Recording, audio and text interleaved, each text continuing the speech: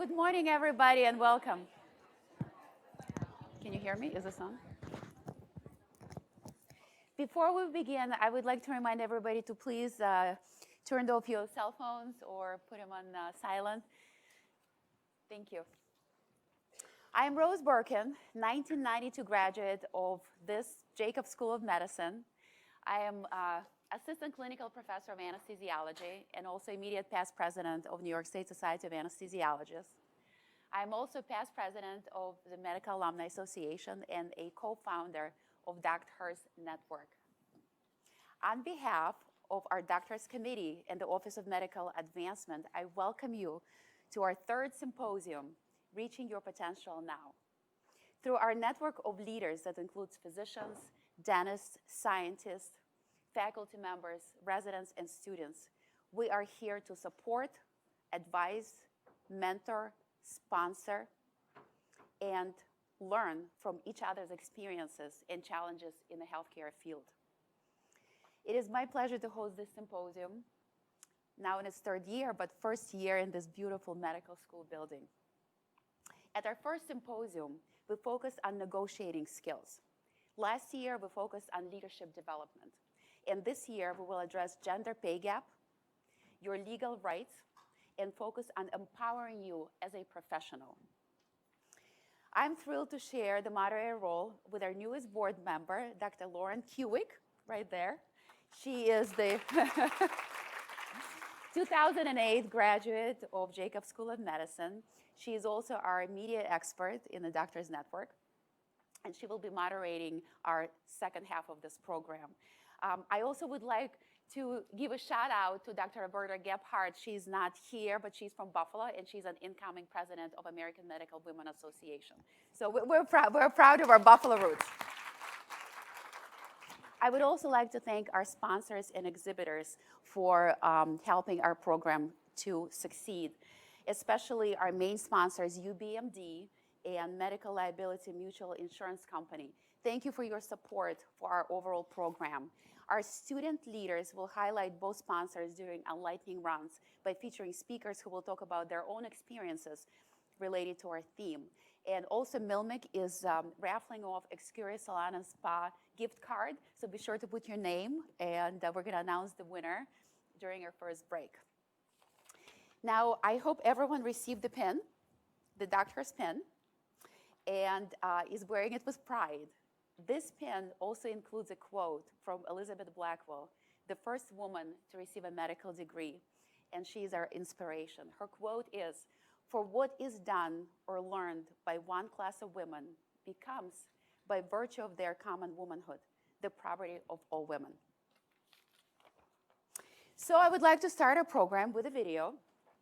It aired on CNN, and it features Dr. Esther Chu, who is partners with our keynote speaker, Dr. Van Dis. She is also a co-founder of Equity Quotient, a company that provides gender equity culture analytics.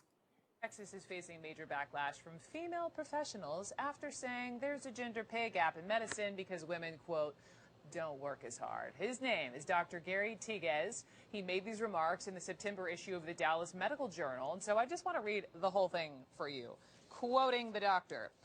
Female physicians do not work as hard and do not see as many patients as male physicians. This is because they choose to, or they simply don't want to be rushed, or they don't want to work the long hours. Most of the time, their priority is something else, family, social, whatever. Nothing needs to be done about this unless female physicians actually want to work harder and put in the hours. If not, they should be paid less. Okay. Dr. Tiguez quickly realized he ticked off the wrong group of women, working moms, responding with tweets like this. I would love to fill in your knowledge gaps, but I'm tired from working 24+ hours doing heart transplants. Based on national gender pay gap data, the last 5 hours of which I worked for free, I guess you think that's okay, though, because I'm a mom of 4. Tiguez issued this statement on his practice's website, quote, I have heard from several trusted female physician colleagues who disagree with and are deeply hurt and offended by the comments. I sincerely apologize to all female physicians for my comments and the pain they have caused. So let's unpack this today. Dr. Esther Chu. She is a physician and founder of the gender equity consulting firm Equity Quotient. It is a pleasure to have you on, Dr. Chu, and let's get to it, because a lot of women are actually, in addition to obviously criticizing this physician, they're criticizing the Dallas Morning Medical Journal for even publishing these remarks in the first place. How do you feel?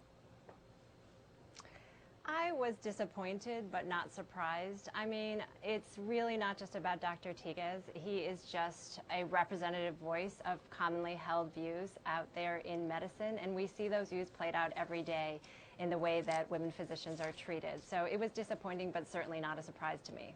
Okay, so then when you read this, you had tweeted out that Tigez's assertions are not supported by actual data. So let's work in truth and fact here. What are some of the data points as why women are paid less? Well, we know really well from the literature over the past 10 years that we know that it's none of the things that people think it is.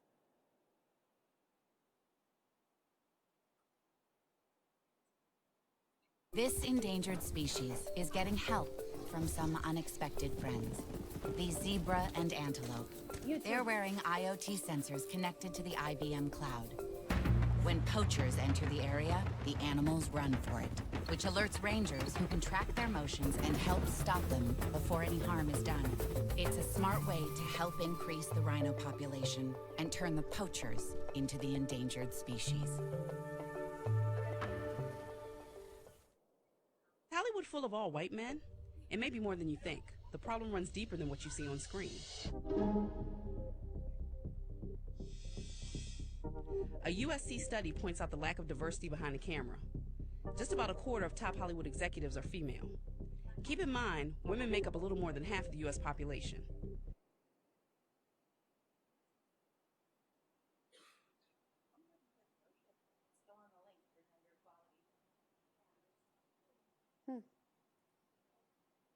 Sorry about that.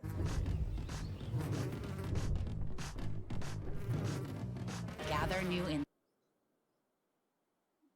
HBO Now.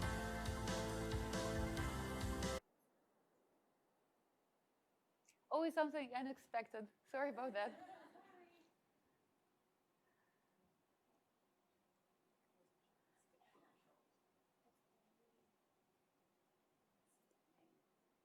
While we're waiting for the video to load, I just want to let you know that there was a very quick and swift response to Dr. Teague's comments.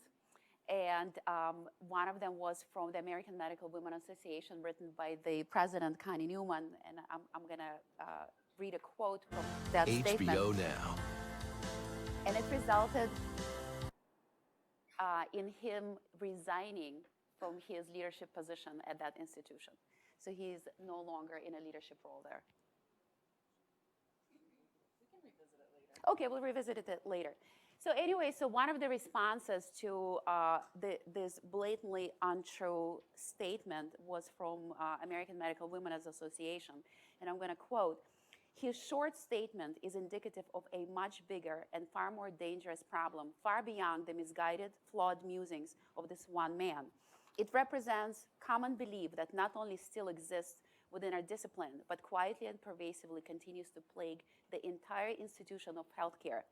This perception is baseless and patently false." And then it follows with statistics that refute his statement. So now we're going to move on, and I'm going to talk about our keynote speaker. So our keynote speaker will have a lot to say about the gender pay gap and the recent happenings in the news and about this important topic. Dr. Jane Van Dis is Adjunct Assistant Clinical Professor of Obstetrics and Gynecology at the Keck School of Medicine, University of Southern California, and OB Hospital is in Bakersfield, California. Dr. Van Dis graduated from University of South Dakota Sanford School of Medicine and completed her residency at UCLA. She brings with her a wealth of clinical and academic knowledge, having previously served as an assistant professor at the University of Minnesota Department of OBGYN, director of medical student OBGYN clerkship, and as an associate physician with Kaiser Permanente. Dr. Van Dis' areas of expertise include OB simulation training, health information technology, and virtual and narrative medicine. Please welcome Dr. Jane Van Dis.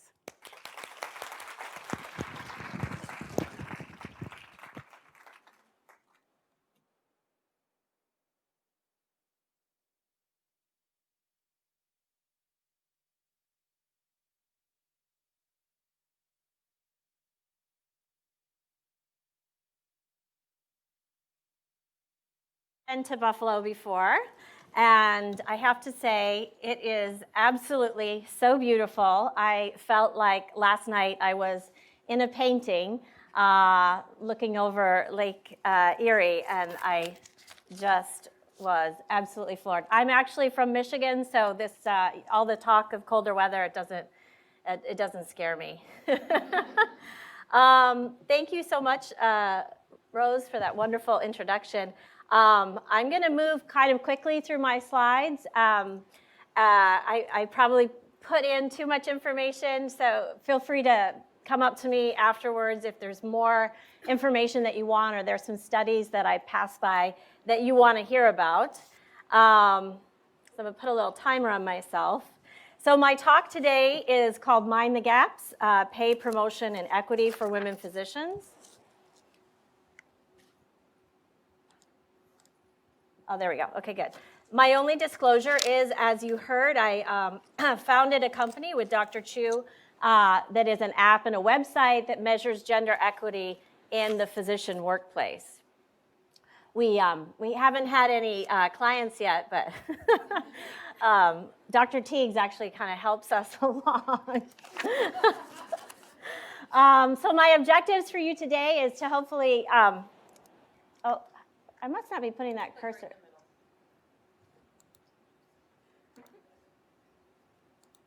Maybe someone can? Huh? You'll cook for me? Great.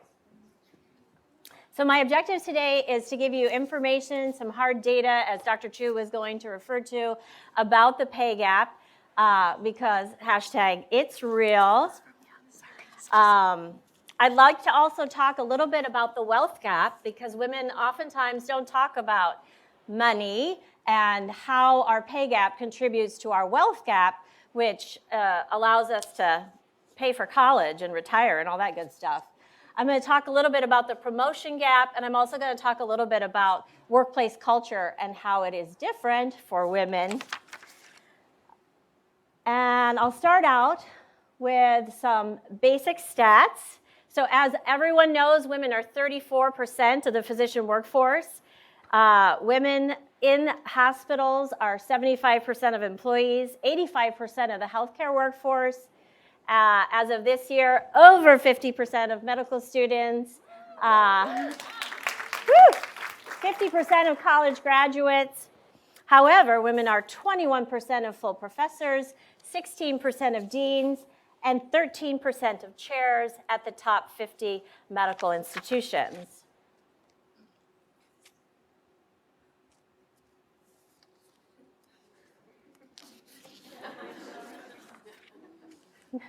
Okay.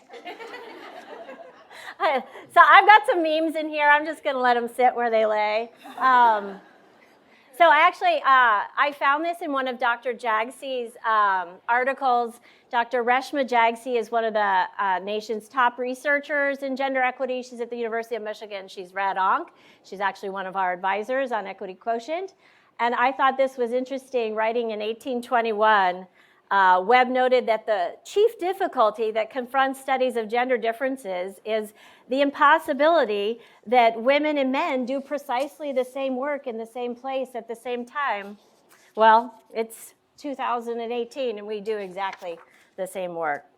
I actually pulled this slide from the Wall Street Journal. They have been doing a good series on the pay gap, and I thought what was interesting is that a lot of policy experts think that the most highly educated women would have the smallest pay gap, when actually the reverse is true. Highly educated women actually have the highest gap, and you can see the line's kind of light, but the physician pay gap is that the biggest gap there on the far right. Another interesting study is that women physicians, and in an upcoming slide, start out their careers with a pay gap. And then the gap gets worse as they work. However, MBA students, when they graduate, have no pay gap, but in 10 years, MBA women are making 57% of what their male colleagues are making. So let's dig in a little bit to some studies. So this is published in JAMA in 2012. And I like this study because the cohort that is examined is very homogeneous. The group of physicians here are K08 and K23 award recipients between 2000 and 2003. They had a postal survey. They had a 77% response rate, so that's great. And what they found was that substantial salary differences, 13,000, were unexplained by specialty, productivity, rank, leadership, publications, research time, marital status, parent status. This is actually Dr. Jagsi's study, and I love it because she says, we honestly tried everything we could to make it go away. and that's a little bit what Dr. Chu references in the CNN talk a little bit later, is that Dr. Teagues is a little bit confused about why women don't make as much, and that it isn't due to working part-time or having a family or all the other reasons that you might hear as you talk about pay gap in the corridors of your hospital. It's actually due to discrimination. So, next slide. So this is also one of my favorite studies, and this came from New York State. So this study was done in 1999 through 2008, and it was produced out of the Centers for Healthcare Workforce out of SUNY Albany. And it was a survey every May, June of all the graduating residents in the state of New York, and New York has more residents than any other state in the union. So they surveyed 37,000 residents, they got 23,000 responses, and they ended up with 4,900 men and 3,300 women because they required that the resident have a job offer and that they were going to work full-time in clinical practice. So that's why those numbers came down a little bit. They collected demographic information, education, specialty choice, debt. And what did they find? We might have, okay. I think we skipped a slide. No? Is there one? Okay, I'll tell you what it says. It said that basically the gap could not be explained by choice, practice setting, work hours. Of course, these were residents. They hadn't even gone and seen their first patient, and already the gap was 16,819. So there's absolutely really no way to explain this gap away. Interestingly enough, this gap for the residents has gotten worse over time. In 1999, when they started the study, the gap was 12. And then in 2008, it was 17. And again, I love this researcher. He says, I continue to be befuddled. So as you'll see throughout the talk, I always want to emphasize the wealth gap. Because when you have a $19,000 pay gap, it's $19,000. But what does $19,000 look like over 30 years compounded at 4% annually? It looks like $1.1 million. All right, let's talk about Dr. Jenna's study. This is also one of the best ones out there. Dr. Jenna is a health policy professor at Harvard. He's also an internal medicine doctor. He's also on our advisory board at Equity Quotient. And this is actually one of the gold standards for the pay gap. What I like about this study, he surveyed 10,000 academic physicians at 24 medical schools.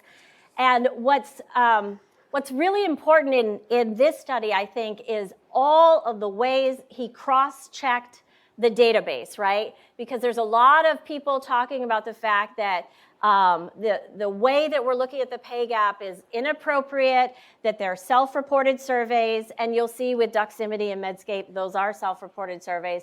But what Dr. Jenna did was he took government databases of public employees, he matched them against Doximity, he matched them against the AAMC, he matched them against the American Board of Medical Specialists, against state licensing databases, against hospital data, and against the medical school where they worked. He used Medicaid and Medicare data as a proxy for the ability to detect full-time versus part-time, and he compared physicians against the same institution, across the same institution.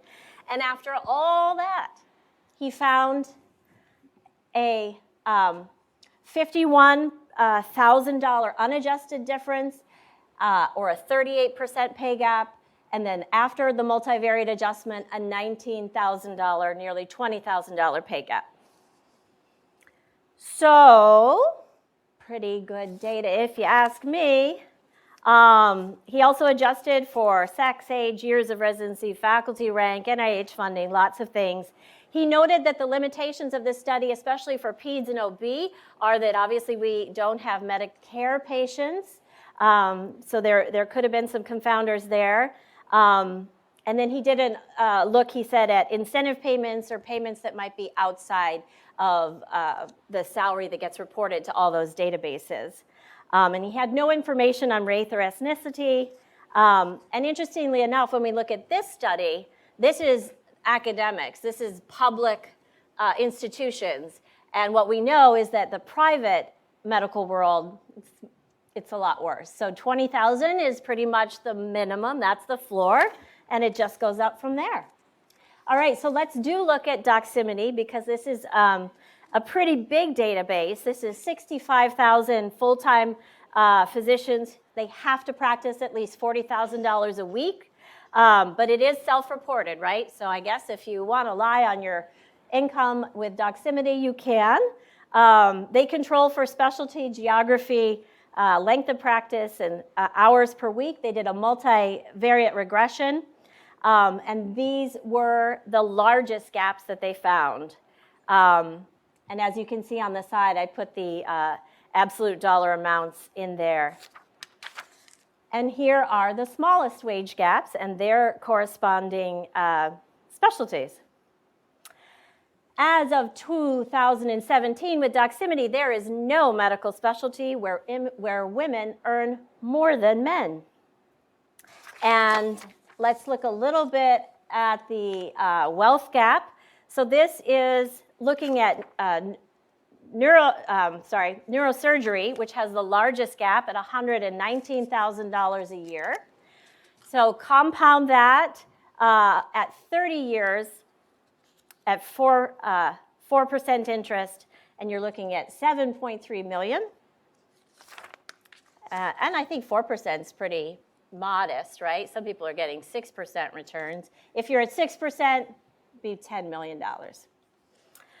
The lowdown on Doximity. So they actually noticed that the pay gap increased in 2017. Putting all the specialties together, it was $105,000. Women earn less than men in all of the top 50 metro areas, and Charleston, South Carolina actually had the worst at $134,000. Next slide. And one of the things, so Dr. Chu and Dr. Cass and we podcasted with the researcher for Doximity, so you can hear our discussion, because we asked him, we were like, let's talk confounders. Like, what, is this real? Is this pay gap, is it a thing? And so he goes through and methodically tells us exactly how they accounted for all the gaps. And so what's different about this Doximity is you're seeing the private practice data with the academic physician data. So that's why these gaps are so much higher. Interestingly enough, 85% of private practices are owned by men, and those actually have the highest compensation. He told us actually that when women own their practices, they pay themselves less, and they pay their employees more, and they offer better benefits. So anyway, we're not going to dial down into that too much. If you want to hear the talks, here they are. They're on feminem.org. And then the three of us also podcasted on the Gary Teague's Dallas article as well.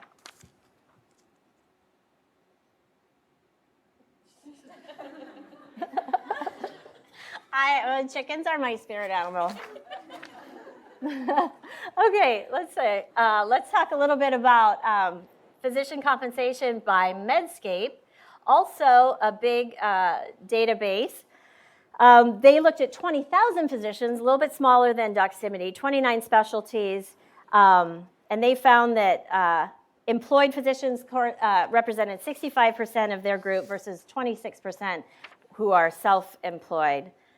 And what they found was a $36,000 difference in primary care at 18% pay gap, and that was up from last year, which was 16%. Take that pay gap of $36,000 over 30 years, it's 4%, and you get $2.2 million. Specialist gap, $95,000 or 36% pay gap, compounded over time, nearly $6 million. Is anyone getting the tissues out yet? So the Medscape showed the largest gaps by specialty, as you can see there. Some of the limitations that Medscape notes are that the RVUs are an indicator of shift allocation, and this calculation could be biased, and that's what people who criticize the pay gap say. You know, it's eat what you kill. How could there be a pay gap? But that, to an extent, the RVU calculation can be a little bit biased. However, in academic, as we saw, that's not going to be the case. I did want to put in just one slide on the way that race affects pay as well. So this was a study conducted from 2000 to 2013, and this was actually Dr. Jenna at Harvard again. And they sent out 80,000 surveys, and what they found was that gender actually mattered more than race. So the gap between white and black males was 64,000. However, the gap between white and black females was 10,000. And the gap between white males and black females was 88,000. I'm not going to play this video, but it's one of my favorite videos on the pay gap. It's out of Norway. No, I don't have time.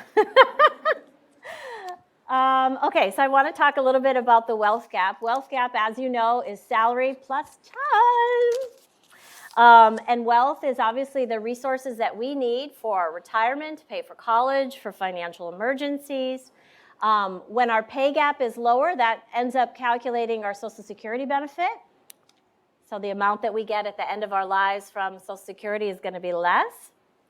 So pay gaps and the amount of work we do outside the home are what drive the wealth gap. The number one source of wealth in America is housing equity, and the number two source is business equity.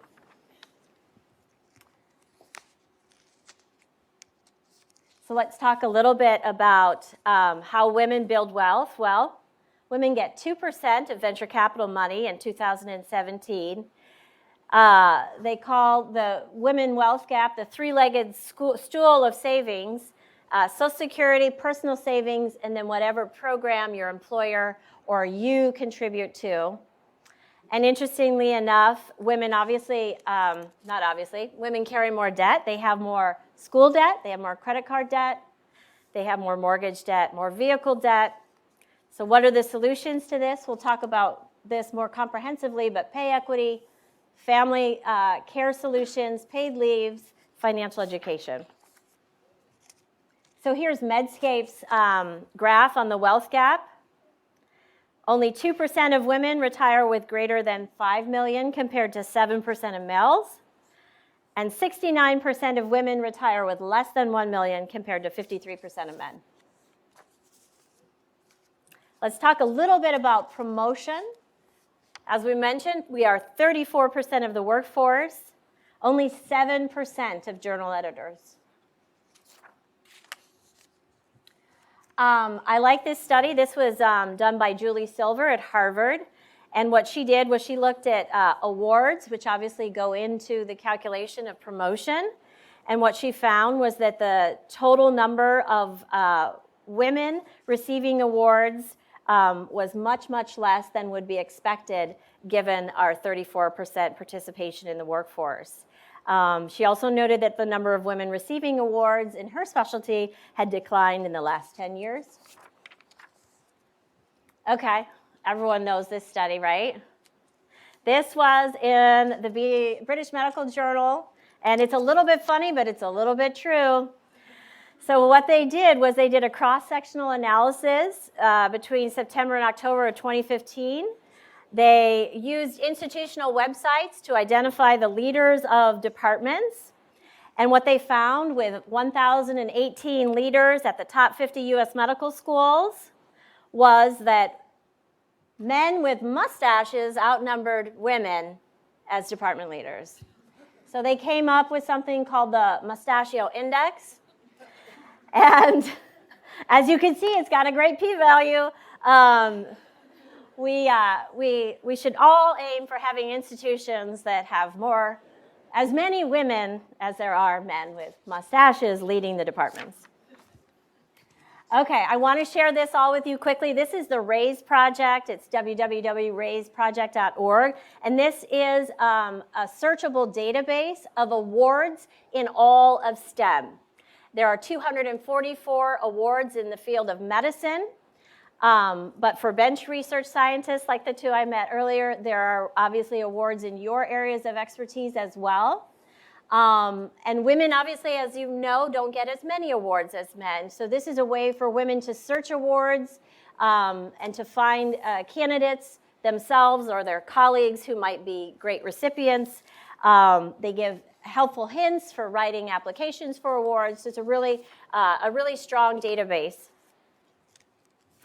And I'll actually skip that slide.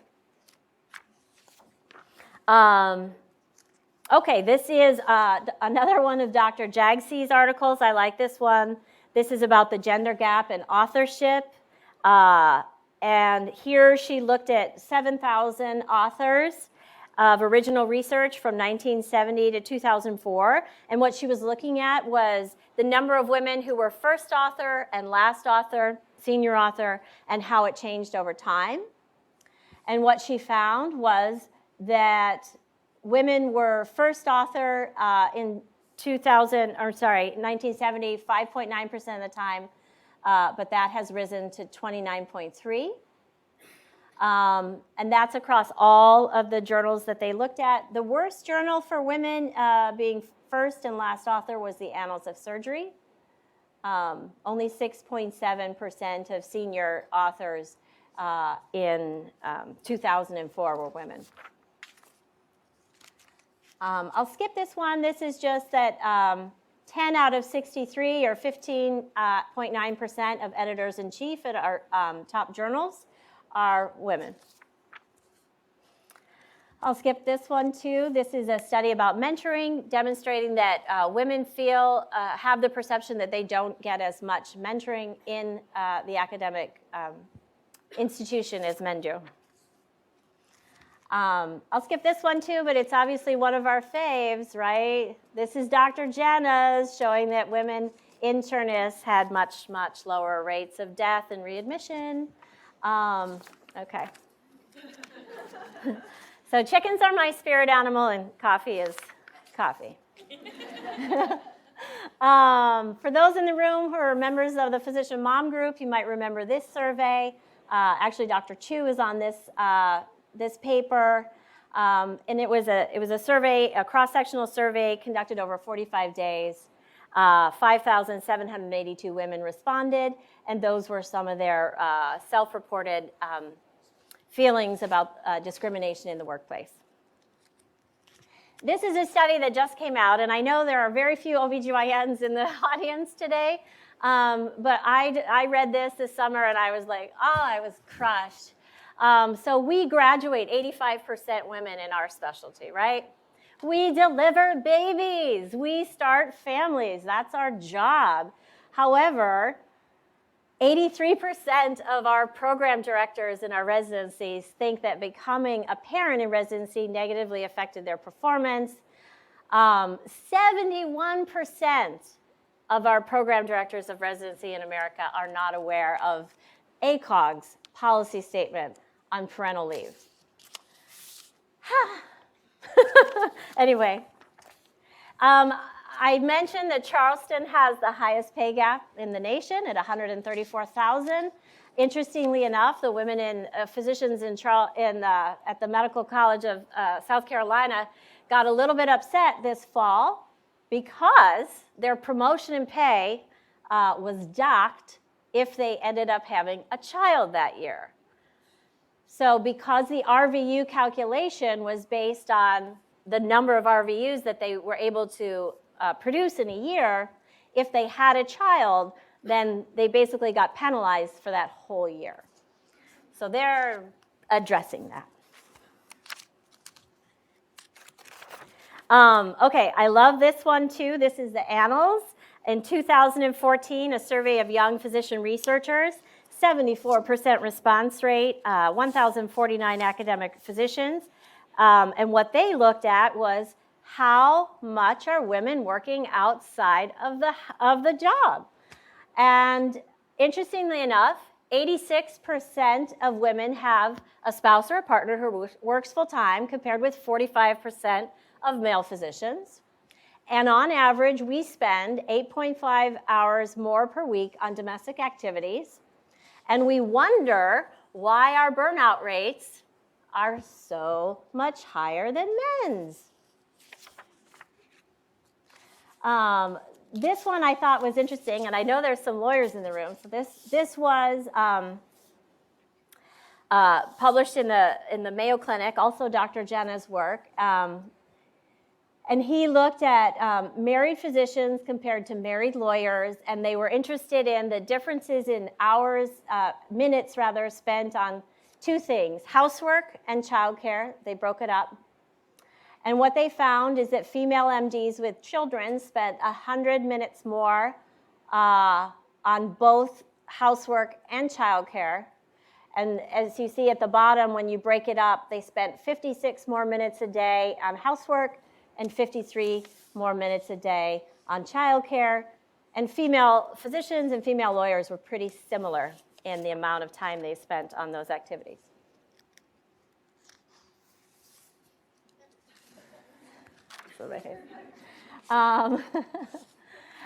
If you guys want to see this video that I did for ACOG TV, I basically talk about the role of gender inequity and physician burnout. Women physicians are 2 to 3 times more likely to burn out, and unfortunately, they're also more likely to commit suicide successfully, which is obviously the reverse of what it is for women in the general population.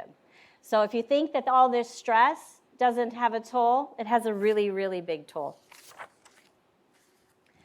I had a little personal achievement last week. Dr. Chu, Dr. Cass, and I were published in the New England Journal. Thank you. And what we were looking at was the National Academy of Science, Medicine, Engineering report that came out in June about sexual harassment in the academies. So it's a pretty fierce editorial. That's all I'll say about that. Check it out if you have a chance. I also published in Slate on the same day about the internist who had a personal history that she shared in the May issue of the Annals of Internal Medicine, where she talked about her Me Too moment. And she talked about an anonymous patient that sexually assaulted her in the clinic. And then when Les Moonves lost his job last Sunday, she said, it was Les Moonves. So what we did was we looked at the numbers, unfortunately, of women that are sexually harassed by their patients. And the numbers are not good. Briefly, because I know someone else is talking about the NASEM report, but what I want to have you take home today, and I know some of you are mothers, I am having a really hard time because of my daughter. I'm a Girl Scout troop leader. I've been her troop leader every single year. And we tell our daughters, that they can do anything, right? Someone told all of you that you can do anything, and you can. But we're lying. Because the workplace is not safe for them. And we need to fix it before they get there, okay? Let's commit to that.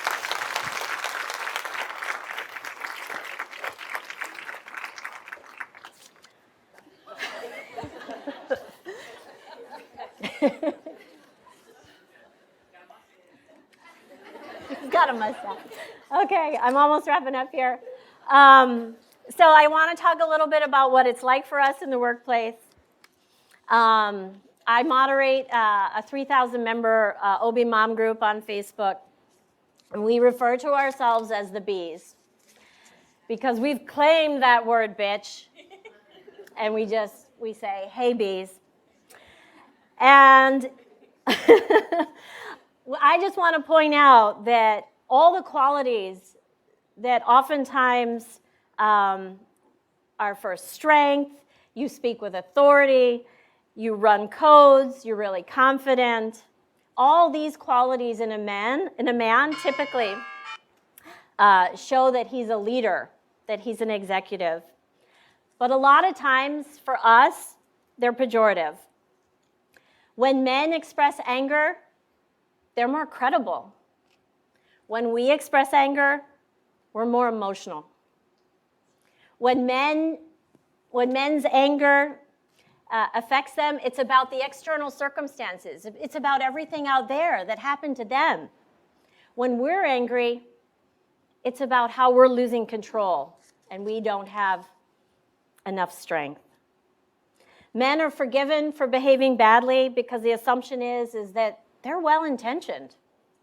When women behave badly, it's assumed that they're professionally out of their league. I did a Google search. I searched male executive physician, and I found this. Kind of what you'd expect. And then I searched female executive physician. And I have to tell you, I'm not surprised. I subscribe to the American Academy of Physician Leader journal, and sometime this summer I was looking through it, and I was looking at all the pictures, right? And what I noticed was that 10 out of the 11 photos were of men. There was only one photo of a woman who was speaking in the photo as a person of authority. We're 34% of the workforce. So I wrote to I went to the journal, I wrote to every editorial board member. I found them on LinkedIn, and I was like, representation matters.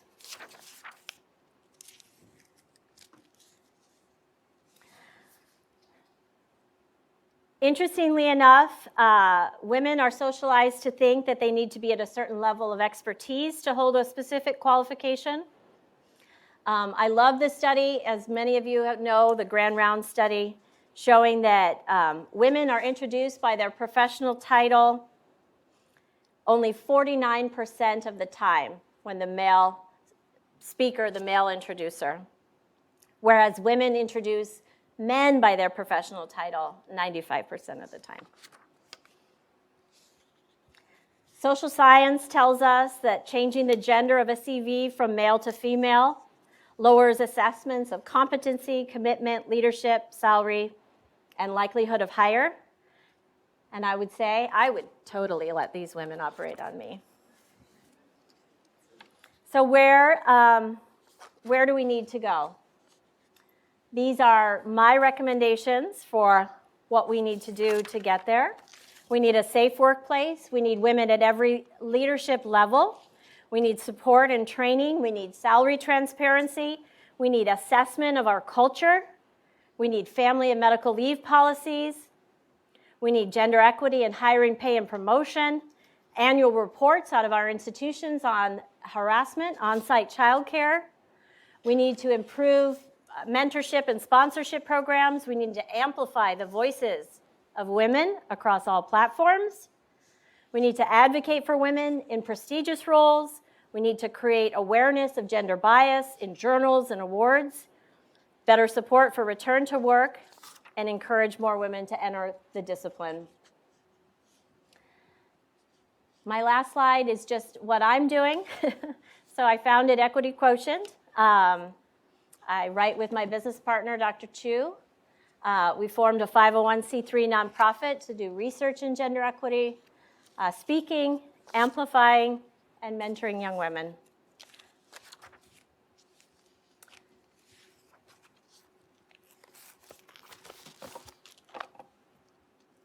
And that's it. I'll take questions at the end.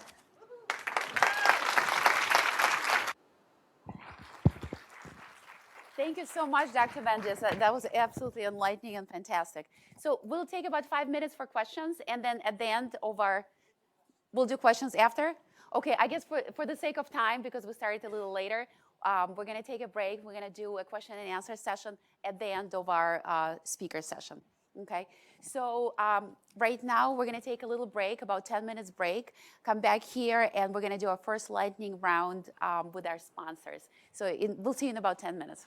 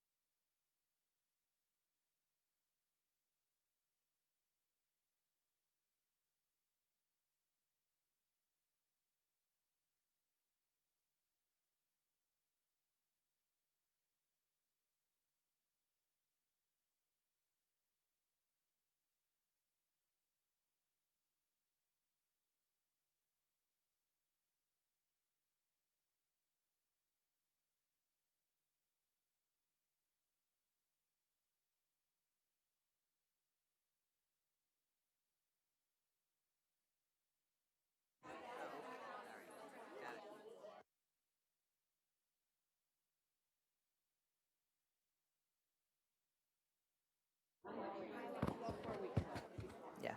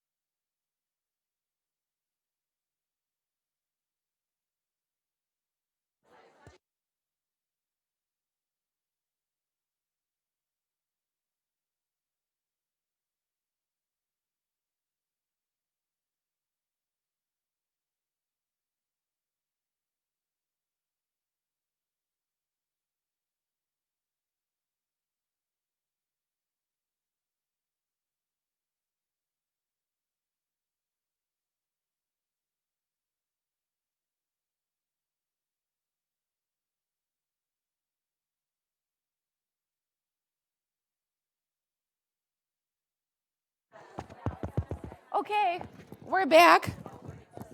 So right now we're gonna pick our winner for the Excuria Salon and Day Spa gift certificate.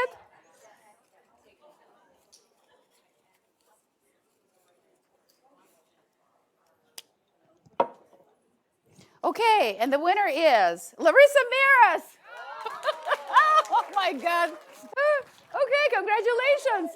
You always win. Wow, that's fantastic. Congratulations.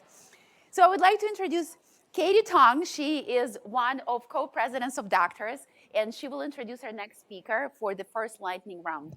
Katie? Okay, so welcome back. We hope you're enjoying the program so far. I am Katie Tong, one of the co-presidents of the DoctHERS student chapter, and it is my pleasure to thank our program sponsor, Medical Liability Mutual Insurance Company, and welcome our lightning round speaker, Nancy May Skinner, who will present legal trends on healthcare. Nancy is the managing attorney for the Capital District and Syracuse offices of Fager, Amsler, Keller, Shopman. She is also lead appellate counsel for the firm and prepares and argues cases on appeal, performs appellate reviews of medical malpractice verdicts, and analyzes the legal issues that arise in healthcare litigation. Nancy regularly counsels healthcare practitioners and facilities on risk management and health law issues, and regularly lectures throughout the state for the New York State Bar Association and the Medical Society of the State of New York, MELMIC, and in the areas of medical malpractice and risk management. Welcome, Nancy May Skinner.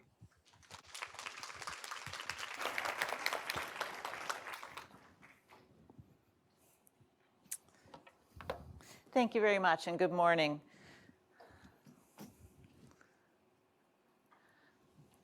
I had the pleasure of joining a number of you last night at the Yacht Club, and it was a lovely setting and a lovely evening.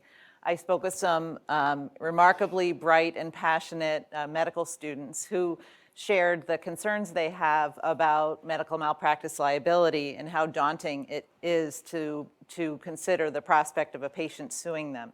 And so today I'm limited in time, but I'm going to speak about a few topics that are specifically new in terms of liability that have risen from technological changes in the healthcare field and generally just in the world, and how that impacts healthcare providers, because as healthcare providers you have unique privileges but also burdens in terms of confidentiality and those types of things that impact how you can relate on social media, how you can respond to online patient reviews, and how electronic medical records can help or harm you depending upon how they're used.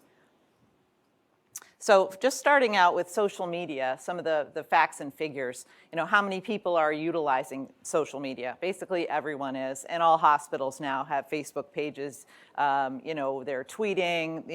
The exposure and the free marketing has made them very attractive to healthcare providers, just like every aspect of our world. Same thing with physicians. Physicians are using social media. They're using it professionally. They're using it personally, and they're also using it to communicate with their peers. Same thing with nurses. They're also on social media, more personal than professional, but we're seeing a lot of social media use by healthcare providers and also by patients. And different duties, arise from both of those different uses. In the pitfalls of social media, probably the number one area that we hear about with healthcare providers is confidentiality. Because if a patient posts on social media about an experience with a healthcare provider and the healthcare provider responds, one person has committed a breach of confidentiality, a breach of HIPAA, and it's not the patient, because the patient can choose to put out there what they want to put out there. But a response indicating and acknowledging that a patient is in fact a patient can be a HIPAA violation. So confidentiality is a tricky one for medical providers, and one where there are risks of licensing issues, of medical malpractice, of breach of confidentiality issues that can be easily avoided if you just understand what's acceptable and what's not. So with a patient it can be a HIPAA violation if you identify a patient on social media, and it can also be if the patient is identifiable. So you just want to be very careful if you're a person that is blogging on social media, is sharing your experiences on social media, that you're not doing it in a way that a patient can be identified. There was a recent case where a doctor was disciplined because she wrote about her horrific day in the emergency room. She was in a small enough community that when she spoke about her experience, the members of the community were able to identify who the patient was because there was one bad car accident and one victim, and the doctor was speaking about, you know, that very thing. So obviously not an intentional disclosure of the patient's identity, but one that happened because of the special duty that is, you know, is part of being a medical practitioner and of having that protected health information of your patients. There are also some cases that have arisen from distraction, and distraction is not just on one side or the other. A patient can be distracted from paying attention to you because they're checking their Facebook. There was a case recently where a doctor was rounding with a group, and the attending said, it was a physician in training, you know, put an order in for a certain medication. An invitation came through on the resident's phone at the same time. She got distracted and the order never went in, and there were consequences for the patient's health. It's because of distraction. You know, people are looking at their phones, people are looking on their social media accounts, and it's just something to be aware of, something to keep an idea on. It's something to educate your patients about as well, because they may be looking up, and we know statistically, and I'll talk about with respect to the online reviews, we know that patients are looking at social media to make decisions about what doctor they're going to go to, what medical care they're going to seek, whether or not they're going to undergo surgery. They're relying on these sources, and it's up to the medical community to tell them, you know, where are the authoritative sources, where are those sources that they should trust and believe, and where are those sources that they should not trust and believe. And then giving medical advice over social media, it's never a good idea, legally speaking. Your medical malpractice insurance and also your physician-patient relationship is designed to be you, the practitioner, with your patient. And so that's how you want it to be when you're giving medical advice. You don't want to give medical advice over social media, because if it is relied on by somebody to their detriment, you can get into trouble. So what you do is, if you are someone or a hospital or an entity that would like to convey medical information over social media, you do it in a general educational sense. You keep it broad. You keep it, you know, it's flu shot season. Come on in for a flu shot. Come on in to talk about flu shot. You know, whatever it is that you might want to, you know, some general educational purpose is a very appropriate and safe way to use social media. The last was the inappropriate posts. Believe it or not, I mean, we continue to see pictures that show up of, you know, there were some residents a few years back that were posting pictures of the inside of someone's brain on social media. There's been pictures of residents doing a great thing, working down in, you know, hurricane-torn communities in the Caribbean, and there were pictures of, you know, drinking, and, you know, you just always have to be aware that you have an increased responsibility as a medical provider, and none of your patients want to see you with a solo cup. They don't want to know that you have a personal life. You're entitled to your personal life, but if you are going to have a social media presence as a physician and as a private person, have two different accounts. And don't let your patients be friends with you on your personal accounts. That's your personal life, and then there's your professional life. And on your professional, you know, page, you can have the information that you'd like to put out there about medicine and about what's going on in the medical community. And then in your personal one, you can have the pictures of your family parties and your vacations. So then the next topic I'm going to cover briefly is online patient reviews. And this is one that's very frustrating for patients, because just like, you know, your plumber and your carpenter and your lawyer, physicians are being reviewed on Angie's List and Yelp and all these. And it's very difficult to get those posts taken down once they've been put up by your patient. And they can have a huge impact on your practice. So it's not impossible, and if it is a factual statement that can be disproved, we have had some success in getting those things taken down from these sites. If it's not, if it's an opinion, it's very hard to get these organizations to take it down as factually incorrect.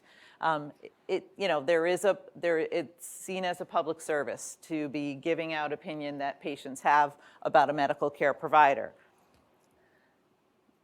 The number one thing that I can tell you as an attorney is resist the urge to retaliate, because that's what you want to do. When somebody posts something about your care and it's not true and it's not fair, you want to say it's not true and it's not fair. But you've probably already committed a HIPAA violation if you say it's not true and it's not fair because you've identified them as a patient.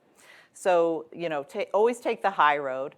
And the high road, I like to think, is you can take this very unpleasant, interaction as an opportunity to say, hey, look at me, I'm a professional and I'm going to rise above this. And I am a medical professional, and as a medical professional, I have a HIPAA obligation to protect the confidentiality of my patients, and that is more important than anything else. So I'm not, I cannot discuss these things over the internet, but I am always available to my patients to discuss their concerns. So, it makes the person who's putting this nonsense out in a social media, who's obviously not looking for a solution, look like the person that they are. And you're saying, I have a solution for you, I'm open to talk to you, just reach out to me in a confidential manner and I'll be happy to address your concerns. There's a recent case, a defamation case, which we are seeing physicians, it's just very frustrating to see these kinds of posts coming out, these kinds of reviews. So there was a recent case in New York where a practice sued a patient to take down all of the negative online reviews and posts. And they entered into an agreement, court order. Yes, you're not allowed to talk to the press. You have to take down all these posts.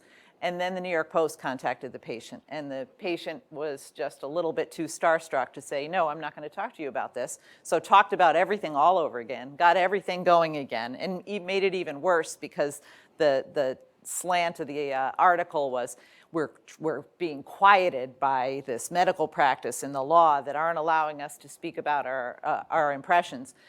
So then it got even louder, and this practice was really feeling the heat and getting 50 calls and all these negative online reviews about how they were putting a gag order on a patient basically. And but there had been a court order that the patient was going to take all of that down. So the practice was ultimately successful in going back to court, and $8,000 later had another court order requiring the patient to take it all down, requiring the patient to pay their expenses. But you're in the business of practicing medicine, not in fighting with your patients online. So again, defamation, it's an option. It's a very challenging one to pursue. I think the much better advice is, take the high road, put it out there that, you're always open to feedback. You want to discuss this, please contact us confidentially, and turn that negative review into a positive view of your practice and your professionalism. So the last technological advance that has really changed the defense of medical malpractice cases and healthcare law is the electronic health record. So some of the great things about EHRs is they're legible all the time, they're accessible from wherever you are, there's more information available, and there's more data available.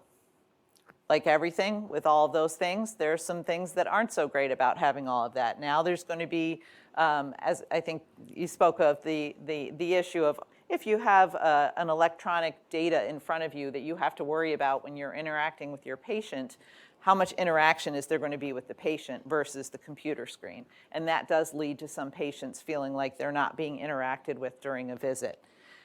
The pre-populated cut and paste drop-down menus can create problems. In a courtroom now, we're just as technological as in the electronic health record. Okay, so if you go to a trial and there's an electronic health record that hasn't been completed as it should have been completed, they're going to blow it up as big as this on the screen, and they're going to say, look at all these empty boxes, and this is an indication that the practitioner wasn't thorough, wasn't doing their job, didn't ask all the questions that they needed to ask. Likewise, if cut and paste is used without care, there can be cut and pastes that are no longer accurate. We'll have something as simple as the patient's spouse is now deceased. And 3 years later, in the cut and paste of that patient's visit, it refers to the patient having a spouse at home. So what does a plaintiff's attorney do with that information? This whole record is inaccurate because there's one fact in there that's inaccurate. So these tools and devices can make your practice very, improve your practice, but you just have to use them carefully and wisely so that doesn't come back to bite you.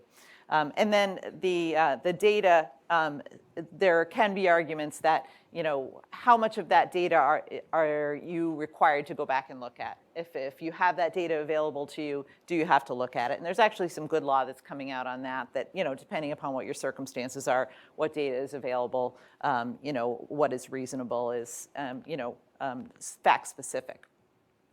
The metadata is the data behind the data.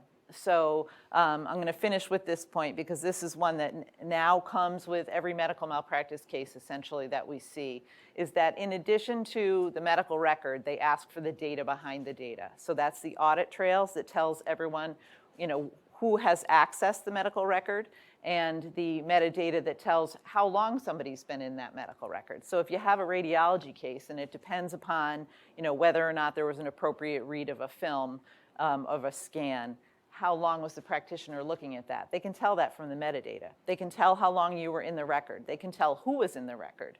You hear about these cases where, the National Enquirer is buying medical records from stars and splashing their medical histories in the newspapers.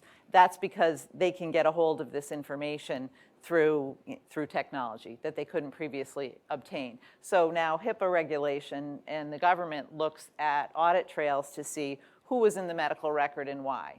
The only reasons that you should be in the medical record are for care and treatment of the patient. So if someone's accessing the medical record improperly, that's another way that audit trails can be utilized. So technology, it's a shield and a sword. It can really help you. It can hurt you if it's being used improperly. But my message really isn't here are all the bad things that can happen in the practice of medicine with the law. It's that there's risk management techniques that are very available to you that will address the concerns. You just have to be aware of them and know how to respond to them, and you can really limit your risk and your exposure to a medical malpractice case. So thank you very much.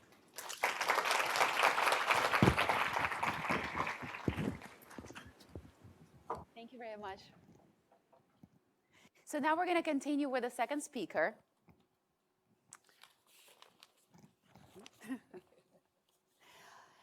I would like to introduce our next speaker, attorney Judith Biltikoff. Judith Biltikoff received her Bachelor's of Science degree in Communications from Boston University and her law degree from State University of New York at Buffalo School of Law. She has extensive experience working for the United States Equal Opportunity Commission as a senior trial attorney, successfully litigating and advocating on behalf of hundreds of victims of employment discrimination and harassment. Her current practice focuses on all areas of employment law and includes sex, race, religious and age discrimination, harassment, equal pay, pregnancy, and caregiver discrimination. Please welcome Judy Biltikoff.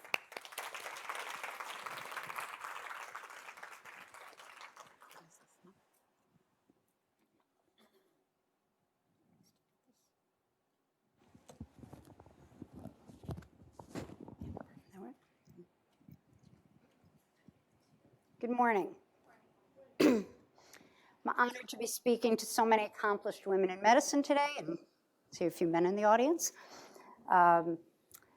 As Dr. Birkin said, I'm an employment attorney. I recently served 7 years as the senior trial attorney for the U.S. Equal Employment Opportunity Commission. For those of you who don't know, it's the government agency responsible for enforcing the federal laws that make it illegal to discriminate against applicants and employees because of race, color, religion, national origin, age, disability, or sex. I'm a longtime advocate of equality and justice for victims of discrimination in the workplace, particularly women like you, who despite your remarkable strides in the healthcare industry, still face discrimination and sexual harassment every single day.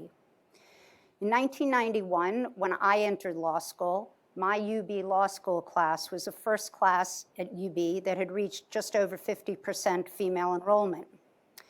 And as you heard earlier today, But surprisingly, in 2017, some 26 years later, was the first year that the majority of entering med students in this country were female.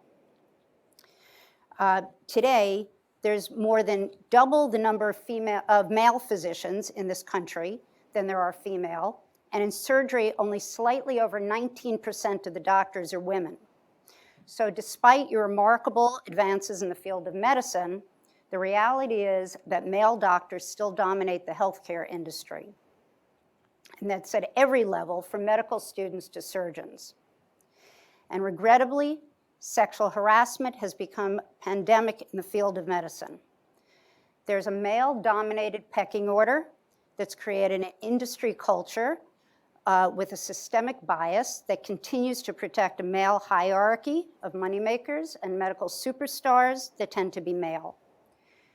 There are stereotypical assumptions of how women should look and how women should behave in the workplace, coupled with conscious and unconscious biases of older male doctors in different cultures that all contribute to sometimes hostile work environment for women doctors, scientists, researchers, nurses, who are all trying to balance families and careers. Unfortunately, medical students, residents, women with children, and women with color are often the most victimized by sexual harassment. Enter the Me Too movement, a group of courageous women in the entertainment industry that were brave enough to tell their stories of sexual harassment, no matter how painful and no matter how long ago they occurred. In 2017, the Time magazine Person of the Year cover depicted 5 women who represented the silence breakers of the Me Too movement. But significantly, in the lower right-hand corner, there was a cropped arm that represented an anonymous young hospital worker. She was the victim of sexual harassment, but she feared that disclosing her identity would negatively impact her job and her family. So she remained faceless and nameless, and she still does to this day. But she represents thousands of sexual harassment victims across the country and in the medical workplace. So today, I'd like to shift the focus to #MeToo in medicine. So in a recent Medscape survey of over 6,200 doctors, residents, and clinicians who are practicing in the United States, they found that 1 in 10 female doctors had reported that they had experienced sexual harassment on the job in the past 3 years. And most of those victims don't actually report sexual harassment because they fear embarrassment or retaliation. And while there's a labyrinth of federal, state, and some local laws that are intended to protect employees from sexual discrimination, it's clear that many women in medicine that they still face sexual harassment in the workplace, but they don't understand or they're unaware of their legal rights. So #time to understand your rights in the medical workplace. Title VII of the Civil Rights Act of 1964 is perhaps the most comprehensive federal law that prohibits discrimination, harassment in the workplace. Simply put, your employer may not treat an applicant or employee differently because of that person's race, color, national origin, religion, or sex. Title VII applies to employers with 15 employees or more, but state or local laws may apply to employers with fewer employees. For instance, in New York State, sexual harassment laws apply to all employers regardless of how many employees they have. But importantly, Title VII requires an employee-employer relationship and doesn't apply to independent contractors. And that's important because many doctors today are independent contractors, contracted to either their hospitals, their universities, or the HMOs, either privately or through their practice groups. So it's always important to look at your contracts or contact your HR office or an employment attorney and check your actual employee status. In New York State laws actually do cover independent contractors. Title VII covers all terms, conditions, and privileges of employment, for instance, hiring, firing, pay, compensation, promotions, leave, and benefits, just to name a few. But it also prohibits sex-based discrimination, whether you are female or male. In New York State, Title VII prohibits sex-based discrimination based on gender identity, transgender status, and sexual orientation. The EEOC, which is a federal agency, and other federal courts around the country also hold that Title VII prohibits sex-based discrimination based on sexual orientation, gender identity, and transgender status. The current administration and its Department of Justice do not agree with that and hold that Title VII does not provide protection for sexual orientation. So that is an issue that is likely to be headed to the Supreme Court in the near future. And given the composition of the current Supreme Court, it's an issue that's likely to be closely watched by equal rights groups. Title VII, importantly, prohibits sexual harassment in the workplace. Sexual harassment may include unwelcome sexual advances, requests for sexual favors, or other verbal and physical harassment of a sexual nature. Basically, there's two types of sexual harassment.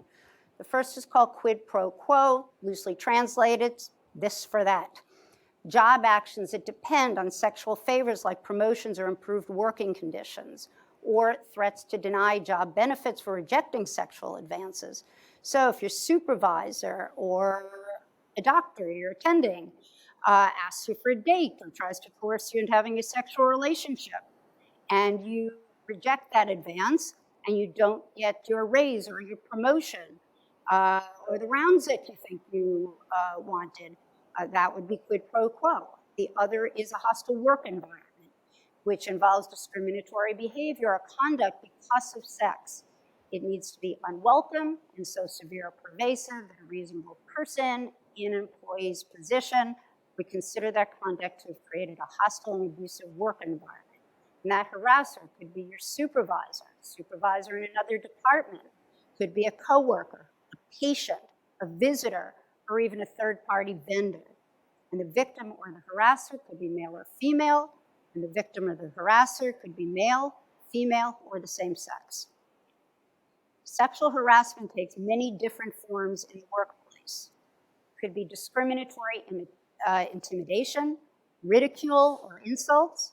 It could be unwanted sexual attention or sexual coercion, commenting on a part of your anatomy, favorably or not, referring to you in derogatory or condescending tones or words, denigrating women in general. It doesn't have to be directed directly at you, telling repeated female jokes or LGBT jokes, excluding you from meetings, assignments, or trainings, sending you sexually suggestive emails or text messages, either at work or outside of work, or stalking you on sexual media like Facebook, Twitter, or Instagram. And while the sexual harassment must be severe or pervasive, a single incident may be enough to cross the threshold of a hostile work environment. For instance, sexual assault, touching of an intimate body part, even once, certainly rape would meet the threshold of a hostile work environment.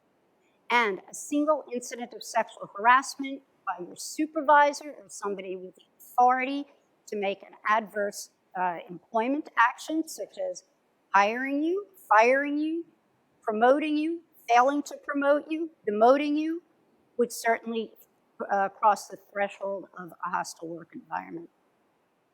But the harassment must be based on sexual characteristics. So bullying, cyberbullying, maybe against public policy, might be against the hospital's policy, but alone it may not be enough to violate Title VII. And an equal opportunity harasser is not against the law. So if your supervisor or your boss harasses or discriminates against male and female alike, that may not be enough to violate Title VII, and the law does not prohibit simple teasing, offhand comments, or isolated incidents that are not serious. But don't be afraid to complain, because retaliation is also against the law. Retaliation is an adverse employment action by your employer that has the effect of dissuading a reasonable employee or worker from making or supporting a charge of discrimination or harassment. And the supporting part is important because that means testifying or assisting in any investigation or procedure relating to a complaint of harassment or discrimination. So if one of your coworkers complains of harassment and you support her in that complaint, you're also protected against retaliation. Another important statute that protects you against sexual harassment in the academic medical environment is Title IX of the Education Amendment Acts of 1972. So a recent study by the National Academy of Science, Engineering, and Medicine found that over 40% of all female medical students and over 50% of all female faculty had experienced sexual harassment from male faculty and staff within the past 2 years. Title IX prohibits discrimination and harassment in any educational program or activity that uses federally assisted funds. That includes sexual harassment, sexual assault, and rape. Well, Title IX had been commonly applied in the past to students and faculty of public schools, colleges, and universities, and was often used mostly in school athletics. Well, the scope of Title IX has recently been broadened. In March of last year, a federal court of appeals in Pennsylvania held that medical residents could pursue sexual harassment suits against private teaching hospitals under Title IX. And that's important for two reasons. First is there's over 100,000 medical residents training and working in the United States annually. And medical residents are actually sort of a hybrid of a student and an employee, so they get covered by both Title VII and Title IX. And Title IX does not have the same administrative prerequisites and time restraints that Title VII does, and I'll get to that in a little bit. Title IX provides another statutory remedy for medical residents. And the way that the court, the way that the court reasoned that the medical residents could pursue their sexual harassment case against the private teaching hospital was that the private teaching hospital met the educational requirements and they received their federal funds through Medicare. So the bad news is that in December of 2017, our friend Educational Secretary Betsy DeVos withdrew some pretty favorable Obama administration guidelines under Title IX dealing with sexual misconduct on educational institutional campuses and is currently rolling out new federal policies dealing with campuses on sexual misconduct under Title IX.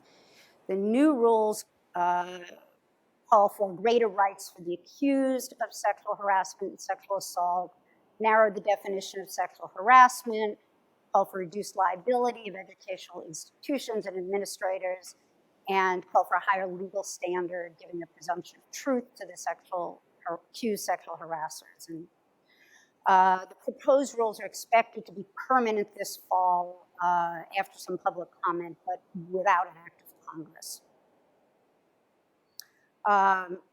What you can and should do. Learn your company's policies and procedures. During orientation and onboarding, you will be directed to an employee portal where you'll be given an employee handbook, sexual harassment policies, complaint procedures, and you will be given some sexual harassment training. Sexual harassment training in New York State will be mandatory next month, I believe. Read, learn, follow your employees' policies and your complaint procedures. An effective sexual harassment complaint policy should prohibit sexual harassment, give clear examples. It should have a zero tolerance policy and provide you with a reasonable opportunity to complain about the sexual harassment, provide you with a complaint form, tell you how to complain internally and externally. It should tell you that it investigates all sexual harassment complaints and take prompt and effective action to stop that sexual harassment once your employer knows about it, right? And assure you that it won't retaliate against you for complaining about it. If you have a sexual harassment complaint, try to informally resolve it with your harasser. If you're not successful doing that or you're not comfortable doing it, follow your employer's sexual harassment complaint procedure. If you don't have a sexual harassment complaint procedure, which is a problem all in itself, complain to your supervisor. If your supervisor is your harasser, complain to any other supervisor you feel comfortable talking to about it. Or go to your HR office. How many of you actually know where your HR office is? I've heard this many times that people don't even know where it's located. Complain to your HR director, your affirmative action director, the director of diversity inclusion. Document, document, document.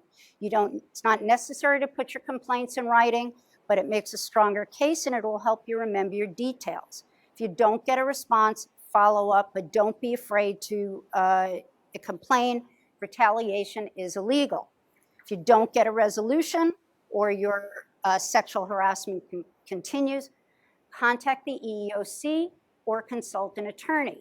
So the EEOC is the federal agency that enforces the laws that make it illegal to discriminate against an employee based on sex, but you may also have multiple claims.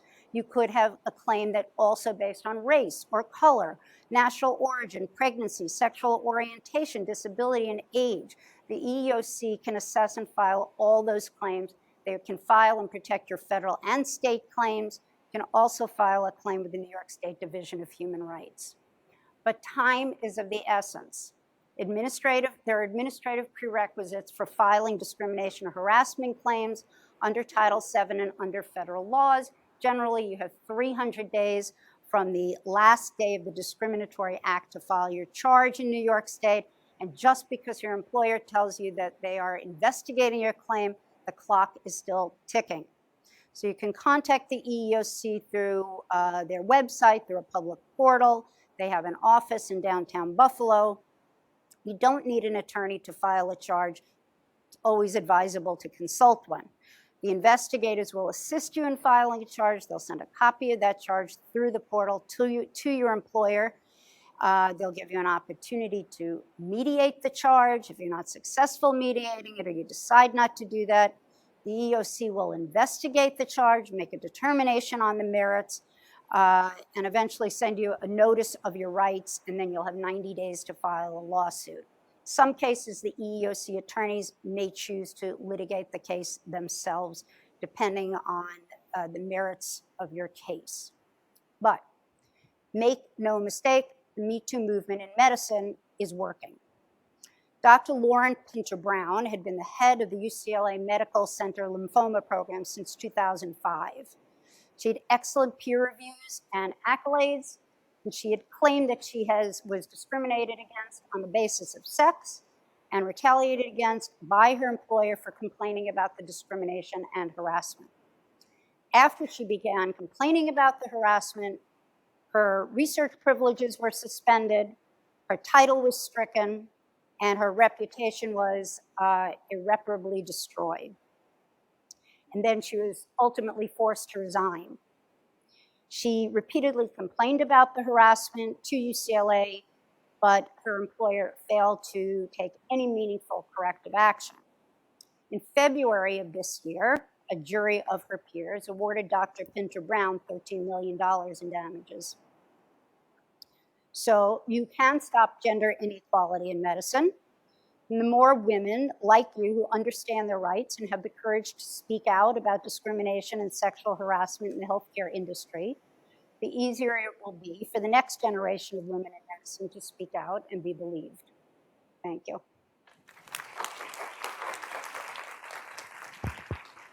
Thank you so much, Judith. We're going to take about a 5-minute short break, then come back here and we will continue with the second half of our program. Thanks. Good. I'm walking away with the microphone.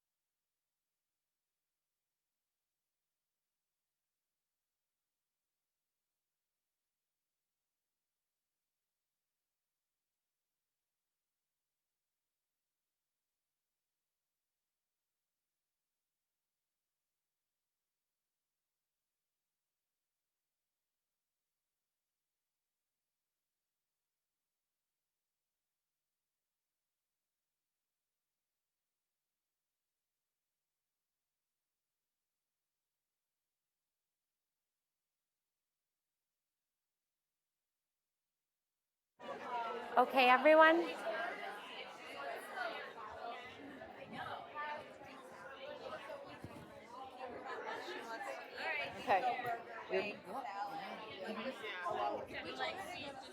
Okay, everyone, we're going to start the second half. If everyone could please take a seat. Okay, great. So I'm tag teaming with Rose Birkin today. I'm Lauren Kuick. I'm a community internist and pediatrician, and I'm a current governing board of the Medical Alumni Association that I mainly joined because I wanted to be part of UB Doctors, which has just been inspiring to watch it come from a group of women who met in Rose Birkin's house and see a picture I wanted to be part of to be here today. So I have the pleasure of introducing one of my mentees. Just saying, the past two medical students I had both ended up as UB Doctors co-presidents, which is awesome.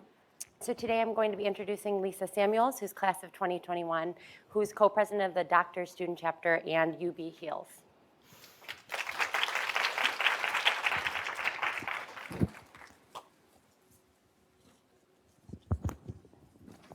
Thank you. Thank you, Dr. Kuick. Welcome back to the second part of our program. I'm Lisa Samuels, co-president of DoctHERS. It is my pleasure to introduce our second lightning round speaker, who is sponsored by UBMD. Dr. Molly Moore is clinical assistant professor, medical student clerkship director of the Department of Surgery, and a UBMD. Dr. Molly Moore is compassionate, professional, intelligent, personable. She's Buffalo born and raised, the first female robotic general surgeon, and a graduate from SUNY Buffalo Resident Program and Massachusetts General Hospital Harvard Clerkship. She is the medical director of the Surgical ICU, clerkship director of UB Medical Students, and BGMC site director. She will tell us more about #This is what a surgeon looks like, movement, and how female surgeons are moving the equity needle forward. Without further ado, Dr. Molly Moore.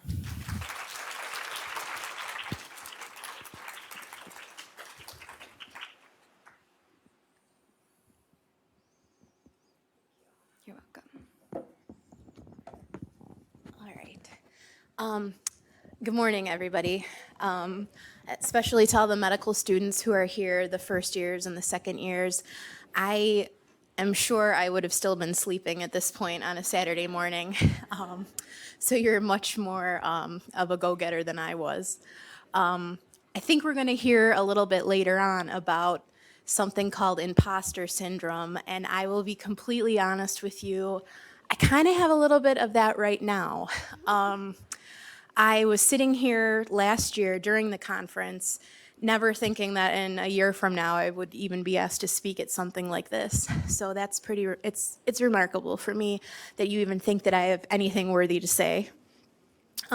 So with that, I'm going to talk a little bit about what it's like to be a female surgeon and a little bit about our program here and kind of my experiences. I have a lot of things outlined on my phone. I'm just going to basically tell some personal stories, and we'll kind of go from there. So this is me, this picture. This is our reenactment of the New Yorker cover. That's me over there on the bottom right with a bunch of our graduating chief residents from last year. I was really touched that they contacted me and asked if I would meet them at 6:30 in the morning to come take this photo with them. That was a really fun moment for me. You can go ahead to the next one. This is me. This is a day in my life. One of the surgeons, or one of the other scrub techs in the room, when I had turned around, she was like, "You look like such a badass right now. I'm going to take your picture." And I was like, "This is my Christmas card this year." So the other disclaimer that I want to let you know is that I promise you that the hemostasis was meticulous at the end of this case. I think this was me removing a colon. This is #what a surgeon looks like. This picture, so look at how beautiful we are. This picture was taken at 4 in the morning. I got a phone call at like 10 at night. I had come home, I'd put the kids to sleep, I'd gotten out of work early that day, and I went for a blowout. And I got a phone call at 10 o'clock saying that there was a patient with free air that was being transferred from another hospital. So, of course, they promise you that the patient will be there in an hour and a half. And then 4 hours later, you get the phone call that they finally arrived. And people always ask, like, what does it feel like? Like, isn't it so annoying? How do you take all that call? How do you get up in the middle of the night and go take care of this stuff? And I don't know what it feels like to go to the gym, but I imagine it's kind of a lot like that.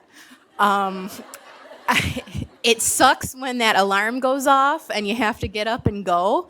But once you're at the gym and once you're in the hospital, it's like game on. It doesn't really feel like 4 a.m. anymore.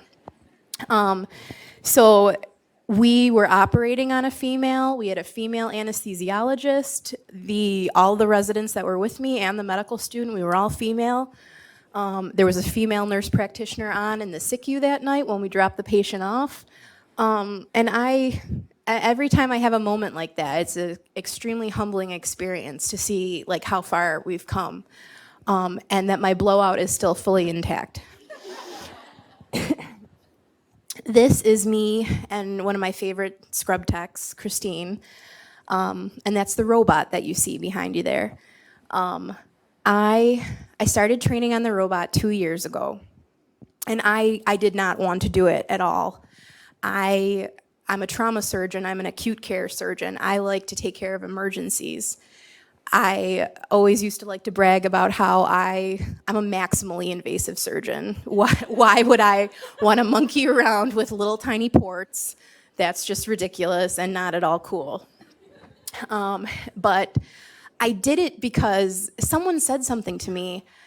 They were like, all those guys at South Buffalo Mercy are doing it. They have a robot at Kenmore now. There's a robot at Roswell. They're on their 3rd robot at Suburban. And the robot trainer looked at me and he's like, you know that there's not a single female robotic general surgeon in the whole entire Western New York area, right? And so as soon as I hear something like that, I'm gonna do it.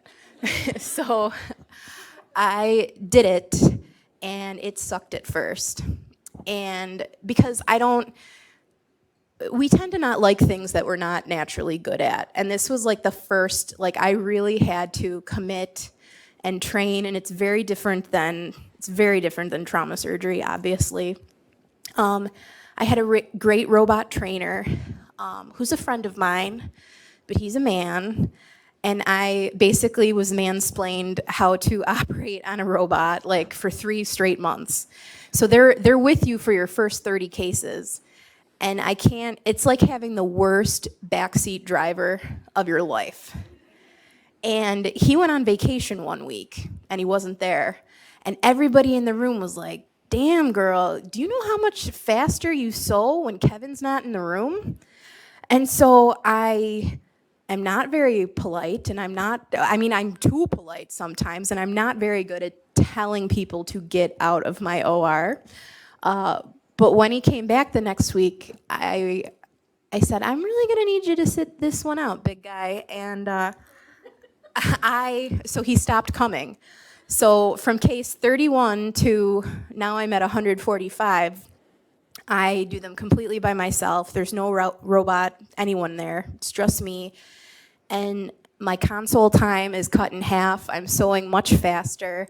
And I don't know what it is. I never thought that I had performance anxiety. I don't think that that's even what it was. I think I just needed to, sometimes you just gotta figure it out on your own, and to have a non-surgeon kind of tell you how to fix a hernia is a little bit insulting. But now I love it, and I do usually at least 3 or 4 cases a week. It's very satisfying. I'm a believer now. I wasn't at first, but to have an 80-year-old man come into my office post-op and ask me to go back to the gym 2 weeks after a bilateral hernia repair, I'm drinking the Kool-Aid now. So that's kind of my new interest. My heart will always be as a trauma surgeon. I will always prefer large incisions over small ones. I guess, well, if that first picture told you anything, like I like blood and guts and stuff. So this is me and another favorite scrub tech who saw me post the picture of me with the other scrub tech and got jealous and made me take a picture with her too. You can go to the next one.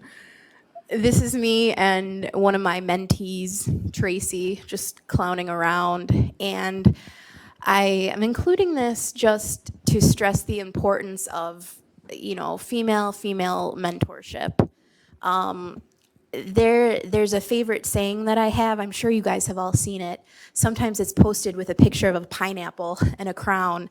You got to be the woman who fixes another woman's crown without ever letting them know it was crooked. Like, I love that expression, and that's the kind of mentorship that I try to create amongst the female surgery residents. People ask, what's it like to have children as a surgeon? What's it like to operate when you're pregnant? And operating is hard. It's physically demanding whether you're pregnant or you're not, but I'm not gonna lie, it does suck to operate when you're like 9 months pregnant, mostly because you have to scrub out 2-3 times just to go to the bathroom. This is our fellow last year, Caitlin. This picture, we took this 2 or 3 days after Beyonce posted her pregnancy photos. So this is supposed to replicate that, except be better. So just be prepared for this kind of harassment. If you ever find yourself in my OR, I will make you do crazy things just so that I can laugh at you. These are a couple of favorite memes that I have. I'm a little bit obsessed with memes. I feel like this Cruella de Vil every day. Not that I'm like that, but it's tough. It's extremely tough to juggle everything, and people always tell you that you can do whatever you want when you grow up, and you know what, that is true. You can have anything you want, but you cannot have it all at the same time. You have to learn, and I'm still learning this, you have to learn how to compartmentalize your life. Your days off are your days off, and you don't go near your phone, and your pager doesn't go off, and you spend your time with your kids or doing anything that you want, and you don't feel guilty about it. When you have your clinic day, and now mind you, I just do a half day of clinic once a week, and if I'm forced into a 4th hour of that clinic, I do act like Cruella de Vil. I do not like clinic. I hate it, actually. And should you find yourself in those same shoes one day, maybe you should be a surgeon. But it's stuff like that. Like when you're in clinic, it's clinic. And you're not answering phone calls from the ICU, and you're not answering phone calls from the OR about when you can start. You're just in clinic. When you're in the OR, you're not answering phone calls from babysitters and your mom wanting to know if you can come to dinner next week. And like, you're just in the OR. So you really do have to learn, the word no, which is very hard for me. I'm still learning how to say no. But there is a way to have it all, but you have to decide, like, today I'm a doctor, or right now I'm a mom. You can't do everything well all at the same time. You do have to pick and choose, and you do have to have a lot of help and support. And you have to surround yourself with good people that just want the best for you. And when you find someone like that, you do whatever it takes to keep them near and dear to you. I love the Dos Equis man. I don't know why. But I saw another meme that I forgot to include. It was Serena from the US Open. Was that last weekend? Yeah. So it was her with her racket. And now I don't always compare myself to Grand Slam champions, but when I do, it's Serena. Now, I'm not even going to comment on whether or not that was truly unsportsmanlike behavior. I imagine it probably was, because I know that if I threw an instrument in the OR, Kaleida Health would have me in anger management before I could blink. But we all know that the media coverage that she's getting is unfair. And there are a lot of, sexist, gender biases that have been created in that situation. How they handled that situation, and even she knew it. It was handled differently because she's a female. I mean, look at how much we glorified John McEnroe back in the 80s, early 90s. That dude was awesome, but Serena's not allowed to just have a bad day. So stuff like that happens every day at work. Your slide earlier with the B word, dear God. I'm starting to embrace it, because if you don't, it's really unfair that I could stand outside the OR desk asking for my case to start earlier, or can I please not take an hour and a half for my room to turn over today? It's suburban, they have 25-minute turnovers, and they can get, a fifth or a sixth case done every day. When it's Molly complaining, Molly's a bitch. But if I had a mustache like my partner, we got to get this done. We got to get this done. Dr. Posner's got to get home today. So it's just, there's an inherent bias, and I've spent a lot of time stressed out about the appropriate way to handle this. And I'm going to save you all a lot of money and a lot of time in therapy. I'm going to share with you what I've been working on, which is it doesn't matter. It doesn't matter any emotion that you want to feel about a situation when you're experiencing that bias is okay. You are allowed to feel however you want to feel. If on one day you want to laugh about it, but on another day it makes you want to cry, and if the next day you just want to use your bitter, darkest, most acerbic wit and sarcasm to handle a situation, that is you. And none of those answers are wrong, and that's probably why people think I'm so schizophrenic in the hospital, is because some days I do laugh it off and other days I just am filled with anger. And all of that is okay. You're allowed to feel however you want to feel about it. It just is, it is what it is. But you do have to be respectful, and I've never been disrespectful, and I still think it's unfair that for me to even voice these concerns is I just get treated differently than when any of my male colleagues voice concerns. Go to the next one.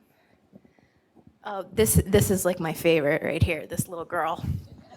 So I've been doing pageants for about 16 years now. I cannot tell you how often you introduce yourself to the patient as Dr. Moore in clinic. You spend 20 to 30 minutes talking to them about their surgery. You meet them again the day of surgery. You introduce yourself again to their family. You go over the surgery again. So, Mr. Smith, do you have any other questions? Yeah, when am I going to meet the surgeon who's doing the procedure? That isn't, it's I just can't anymore. And so I just, I just tap them on the shoulder now, and I just whisper into their ear, "You did." And I don't know how else to handle that situation. I really don't. Some days I am more sarcastic about it than others, and some day I laugh it off better than others. But all of that is okay, according to my therapist. My other least favorite thing is when I'm in clinic and I go out of my way to introduce myself as doctor, and on the way out they shake my hand and they're like, "Thank you, Molly." And I'm just like, okay, if you were an 80-year-old lady, that would be super cute right now, but you're a 50-year-old man and I just touched your scrotum. So you will address me as Dr. Moore. It happens with 25-year-old patients, 50-year-old patients. I do not know why it is. Maybe it's just, I don't know. My face, I don't know. It says Molly Moore on my coat. Some people, the worst, actually, I take it back. The worst is when they shake my hand and they leave the room and they say, "Thanks, Mandy," which is flattering nonetheless. But this happens every day, and I can only hope. My mom just tells me to stop bitching about this because she's like, you know what, in 10 years, you're going to be complaining to me that this doesn't happen to you anymore. And I hope she's right. Maybe she will be. You can go to the next one. Oh, I like this. I like that, Matt Damon. This is me after 2 straight weeks in the SICU. And this is a minion. We're going through a minion phase in my house right now, so I had to include this. I've gotten a fair amount of gifts from patients over the years, and this was one of my favorites. This girl, she went and had these cookies made for me and personalized with my name on it, and they were even too pretty to eat. But don't worry, I did. But it reminded me of that song, like, I did it all for the cookies, the cookies. But this is the kind of stuff, like, you can deal with 100 crabby patients, but all it takes to keep going in medicine is that one patient who takes, like, that extra time with you just to make you feel, like, how sad is that? Like, we deal with the majority of, like, really unhappy, brats all the time. And we are so, like, if we just need that one smile to keep us going, like, that's kind of sad, but that's our profession. Like, that is what it is. Go ahead. This is me and my boy, Barack. So I was the trauma fellow on call during the Boston bombing in 2013. That was insane, but it was also the most amazing thing I could have ever experienced. So this is me, day 4 in the hospital. I hadn't left. The hospital was on lockdown, so none of us could. This is not like me being like crazy altruistic. But to see the community come together, and people said this about 9/11 too, like to see that level of, people helping people and working toward a common goal. I wish everyone could experience something like that during their life. I did get to touch him. I did shake his hand. He's really tall and really skinny. He's probably like a women's size 2, for sure. For sure. And that smile. So keep working hard, ladies, and you too can meet an American president, but you might want to wait a few years. Keep going. This is me and my best friend, Jennifer Surfin. She's also a trauma surgeon. She lives in Oregon, but this is us getting inducted last year to the American College of Surgeons. We got to wear a fancy gown again and make a bunch of stupid faces and take a bunch of duck face selfies. This is me. That's my house. You can't tell, but it's super clean. This is our women in surgery group in our residency program, our annual dinner that we had. There was a bunch of babies there. Some of them were mine.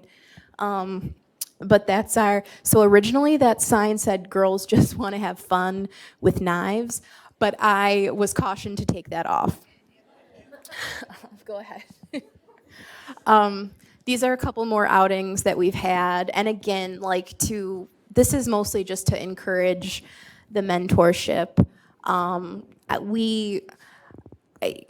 I try to tell everyone, this is one of those things, you have to just keep paying it forward. So I like to take the residents out to nice fancy meals because they're poor and they can't afford it. And so I'm hopefully encouraging future generations of surgery residents being fed by these women who will go on to become attendings who can afford to feed them. This you used. I love this meme so much. It's so true, so true. You can go ahead. I love this one too, because this is also so true. But most of the time I find this stuff funny, and as previously discussed, that's fine. Humor is a mature defense mechanism, and that is me, mature. You can go ahead. So this is Dr. Molly as a patient. And one of the last things that I want to leave you with is that female physicians, we are so much better at taking care of everybody else instead of ourselves. We feel so much guilt, and especially this got compounded when I had children, but we are so guilty.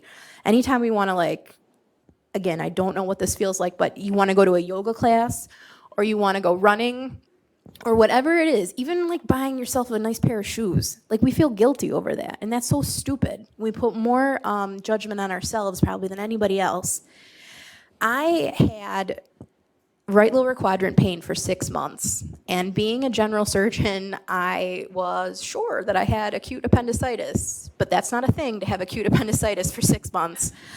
Yeah, I forgot I had gonads also down in my right lower quadrant, and that it could be pelvic pain from something else. So I was operating literally double over. I passed out from the pain. I passed out in my own OR. My partner had to come finish the case. In true brat Molly fashion, I refused to go to the ER, but he ordered me a CAT scan, and the CAT scan showed a 16-centimeter mass in the middle of my pelvis, obscuring the view of the uterus. I was told I had a uterine sarcoma. So I flipped out, and I thought to myself, well, this is what I get for not going to the doctor. So for 3 days, I walked around thinking that I was going to die, that I had a uterine sarcoma.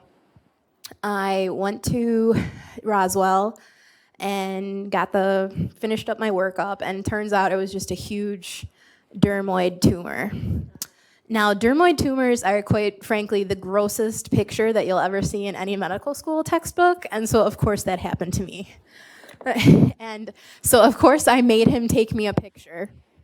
I'm very disappointed to say there was no teeth in this, just hair. I spared you that picture. But take care of yourselves, ladies. We are so terrible at that. But how are we going to keep taking care of our families and our patients if we don't take care of ourselves? So that's my disclaimer there.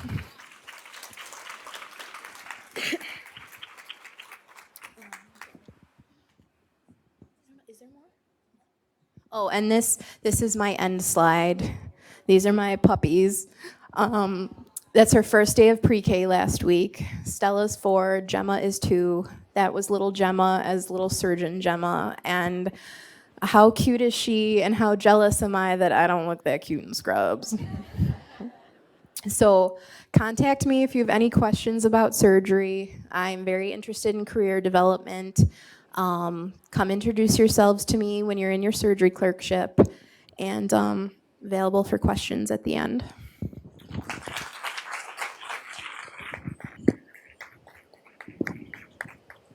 Thank you, Dr. Moore. I run into that same thing, Dr. Moore, that drives me crazy when people call me Lauren at the office. If anyone has any ideas for how to respond to that, I'm currently crafting a Doximity piece on that because it drives me nuts. Okay. It is now my pleasure to introduce Dr. Jamie Hope, who is our next speaker. Dr. Hope is an assistant professor of emergency medicine at Oakland University William Beaumont School of Medicine, William Beaumont Hospital, Royal Oak in Michigan. We actually had a doctor come just to meet Dr. Hope because of the Beaumont connection. The title of her talk is going to be Overcoming Imposter Syndrome. You don't have to fake it, you've made it. Dr. Hope is a passionate advocate for her patients as well as for her colleagues. She's on the Service Excellence Committee, the Patient Experience Committee, is a founding member of the Human Trafficking Task Force, and works with the medical students and residents on their wellness committees. Her lectures on behavior change and motivational interviewing at Oakland University William Beaumont School of Medicine are consistently among the highest rated. She is an active participant in the educational process and is a frequent volunteer when students and residents need a mentor, a speaker, a faculty director, or an advocate.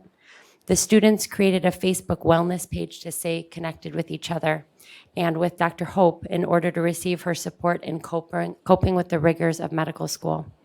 Because of her efforts, the students have nominated Dr. Hope for this year's Arnold P. Gold National Humanism Award. An educator at heart, Dr. Hope has been invited to lecture all over the country. She covers a variety of medical topics and also speaks on the importance of self-care. Her two most requested keynotes are Overcoming Imposter Syndrome and Resilience Through the Fire Without Getting Burned. To gain a breadth of clinical experience, Dr. Hope is an attending physician at Beaumont Royal Oak, one of the top 10 busiest level 1 trauma centers in the country. She also works at a rural critical access hospital. Having the opportunity to serve such a variety of patients makes her love her job even more than ever. We welcome Dr. Hope. Thank you.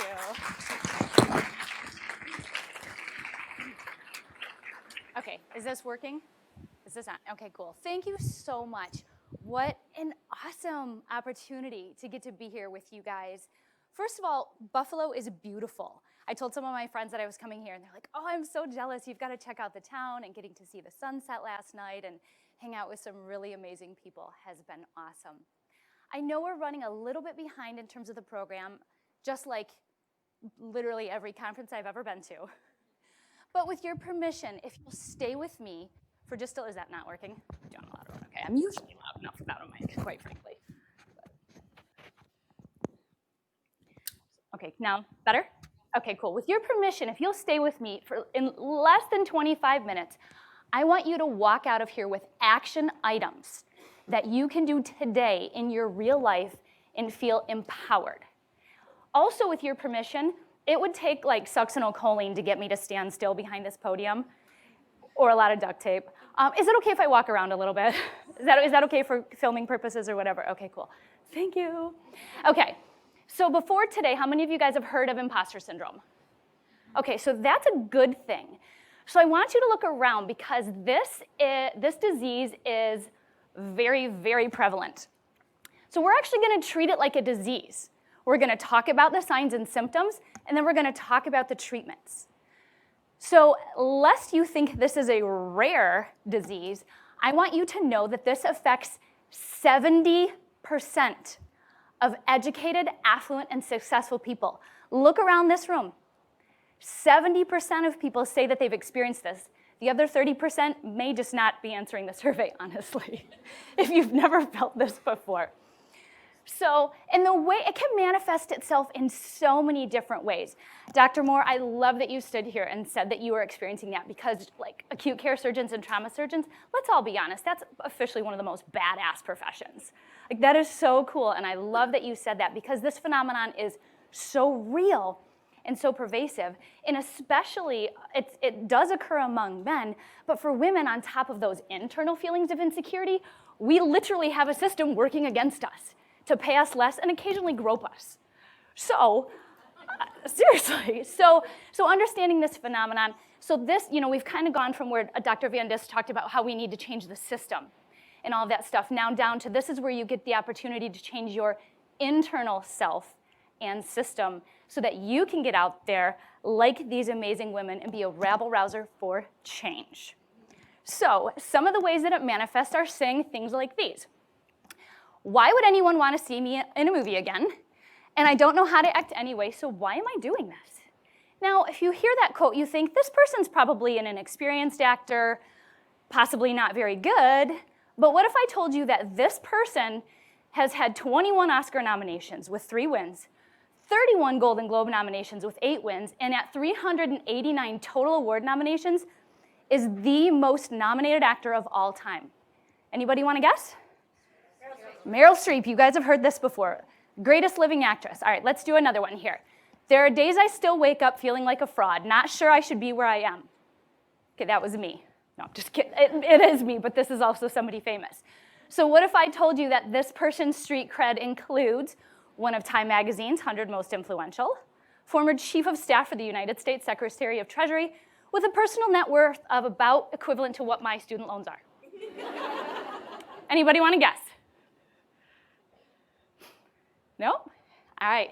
Sheryl Sandberg, the COO of Facebook. It's hard to get more badass than that, okay? All right, one more. It's not that I'm so smart, it's just that I stay with problems longer. I mean, come on, if Albert Einstein doesn't think he's smart, like who Like, who does? So I want you to know that if you have experienced this imposter syndrome feelings at any point in your life, you are in really good company, right? I'd actually be kind of proud to be on that list. All right, so like any disease, we're gonna talk about signs and symptoms. So we're gonna go over the top 10 common signs and symptoms of imposter syndrome, and then we're gonna talk about what we're gonna do to treat them. Here we go. Status comparatus. So in the same convulsions that people get in status epilepticus, when you meet other people in your field, you understand what's on your CV. You've got a couple good publications, you've done committees, you've done some really interesting volunteer work, all that stuff. And then you meet somebody who has done 12 publications. They've done a couple book chapters. They started an orphanage in Kenya on their break last month. You're just like, oh my God, that sounds so impressive. And you start feeling yourself kind of this like shaking, shrinking feeling. You're just like, everybody around me seems so awesome. And then of course you get those people who are like, I've done 157 double-blind, randomized, placebo-controlled trials. I've written all the textbooks and I'm a direct descendant of Hippocrates. And you're like, all right, don't even compare yourself to those people. But for the rest of us, so we start shrinking and shaking, and we all know what that kind of shaking can lead to, right? Shoulding on yourself. That's right. I should do more book chapters. I should do more research. I should be on more committees. I should. Until you are knee-deep in it. And let me assure you, it reeks.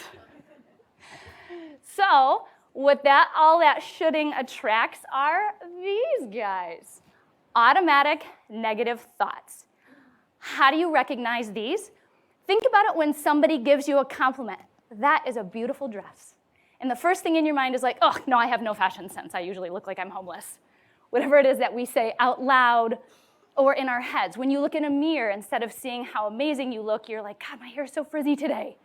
The stuff we worry about. Somebody says that you made a very insightful comment at a committee meeting, and you're like, oh, no, they just needed a woman on the committee. All those immediate things that we think that are negative about ourselves. I suspect if you've never heard this before, you don't realize how often you're doing it. But one of the best ways to recognize this is that immediate thought that comes to your head. Would you ever look your daughter in the eye and say that to her? That's how you know it's an automatic negative thought. Or your best friend, or your mother, or whoever. Why are we saying those things to ourselves if we would never say this to another human being? Okay? So this hyperverbal inner bully. So all these ants start adding up, and so we're talking to ourselves kind of in a streaming commentary in our head all day long some days. It's like a radio channel, podcast channel, focusing specifically on your faults and flaws. And some days it gets out of control. Mine tends to be something like, I'm speaking up in front of a big group of people and I have no original research on my CV, literally none. There's a lot of other things I haven't necessarily done. I forget to water my plants, for goodness sake. And so this is streaming in my head about all the bad stuff that I've done or that I think about myself and stuff like that. And it's just this constant bully inside of your head. What that creates is a tunnel vision, a spotlight effect where you're looking specifically at your faults and flaws instead of focusing on your accomplishments. Now, there are certain people that don't suffer from imposter syndrome, even though they actually aren't very good at their jobs. Unlike you, and they have no problem telling people all the awesome things about them, even if the rest of us don't think it's particularly impressive. But when you're so busy focusing on your faults and flaws and perceived weaknesses, how well do you think you're doing at pursuing and asking for promotions and opportunities? Because your spotlight effect is in the wrong place. Now, this is one of my favorite ones to talk about. This is something that we engage in called telepathic delusions. Ooh, ah. So the way this worked for me in particular was this. I always thought it would be the coolest, it would be one of my dream jobs to create a comprehensive wellness curriculum for all 900 residents in my healthcare system, okay? But instead of telling anybody, what I did was I was like, man, if I just really think this hard enough, like I'm gonna beam this thought out of my head, like really hard, and then one day the head of GME, who I've never met, is magically gonna call me and say, hey, would you like to create a wellness program for all 900 of our residents? And like unicorns are gonna start farting glitter all over the place. That's not how it works. but we don't feel comfortable talking about it, so we think that if we just think something hard enough, they're gonna know what we want and know that we want that promotion, that we want that research project, that we want that opportunity, that we wanna scrub that case with the coolest surgical attending. Okay? Sometimes if we're not feeling confident, we're even vague with ourselves.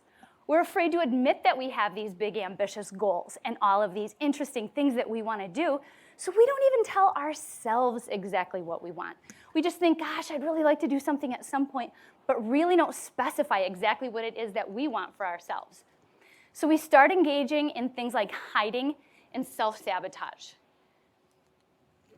Now, I'm gonna tell you a story where I did this to myself. I really wanted to be on the volleyball team in school.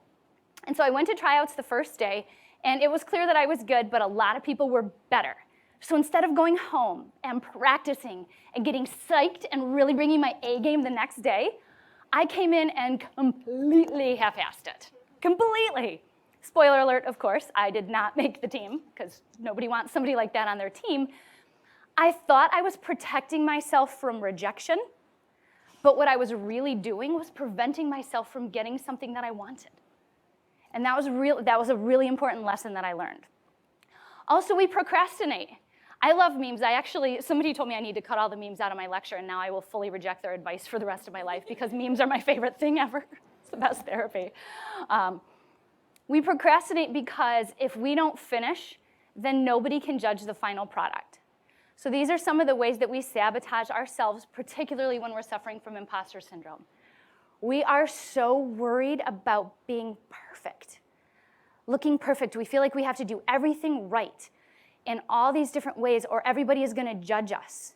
We have to work harder and get absolutely everything right, and it's very debilitating.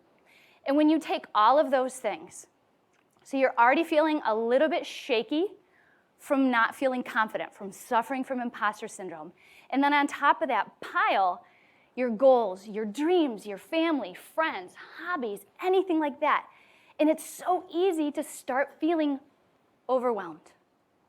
But instead of calling somebody and reaching out and saying, I feel like I don't know what I'm doing. I am struggling in multiple areas of my life, and I feel like I'm the only one. Do we do that? No, we don't. We're so afraid that they're going to what? We're afraid they're going to judge us. We're afraid they're not going to be our friend, that they don't think we know what we're doing, that we're going to burst into flames if we're the first person to admit that sometimes we're struggling in any area. So I want to talk to you guys today about specific things that we can do about this. All right, are you guys ready? Do you want the treatment? Yes. All right. Now, there is no magic pill for this, of course. If there was, I would be a billionaire. That'd be great. Have my own island somewhere. But this is something that you can practice. This is something that I still practice all of the time. If you do these things, it actually will start getting better. There is, like even the med students, I'm always saying there's a light at the end of the tunnel, I promise.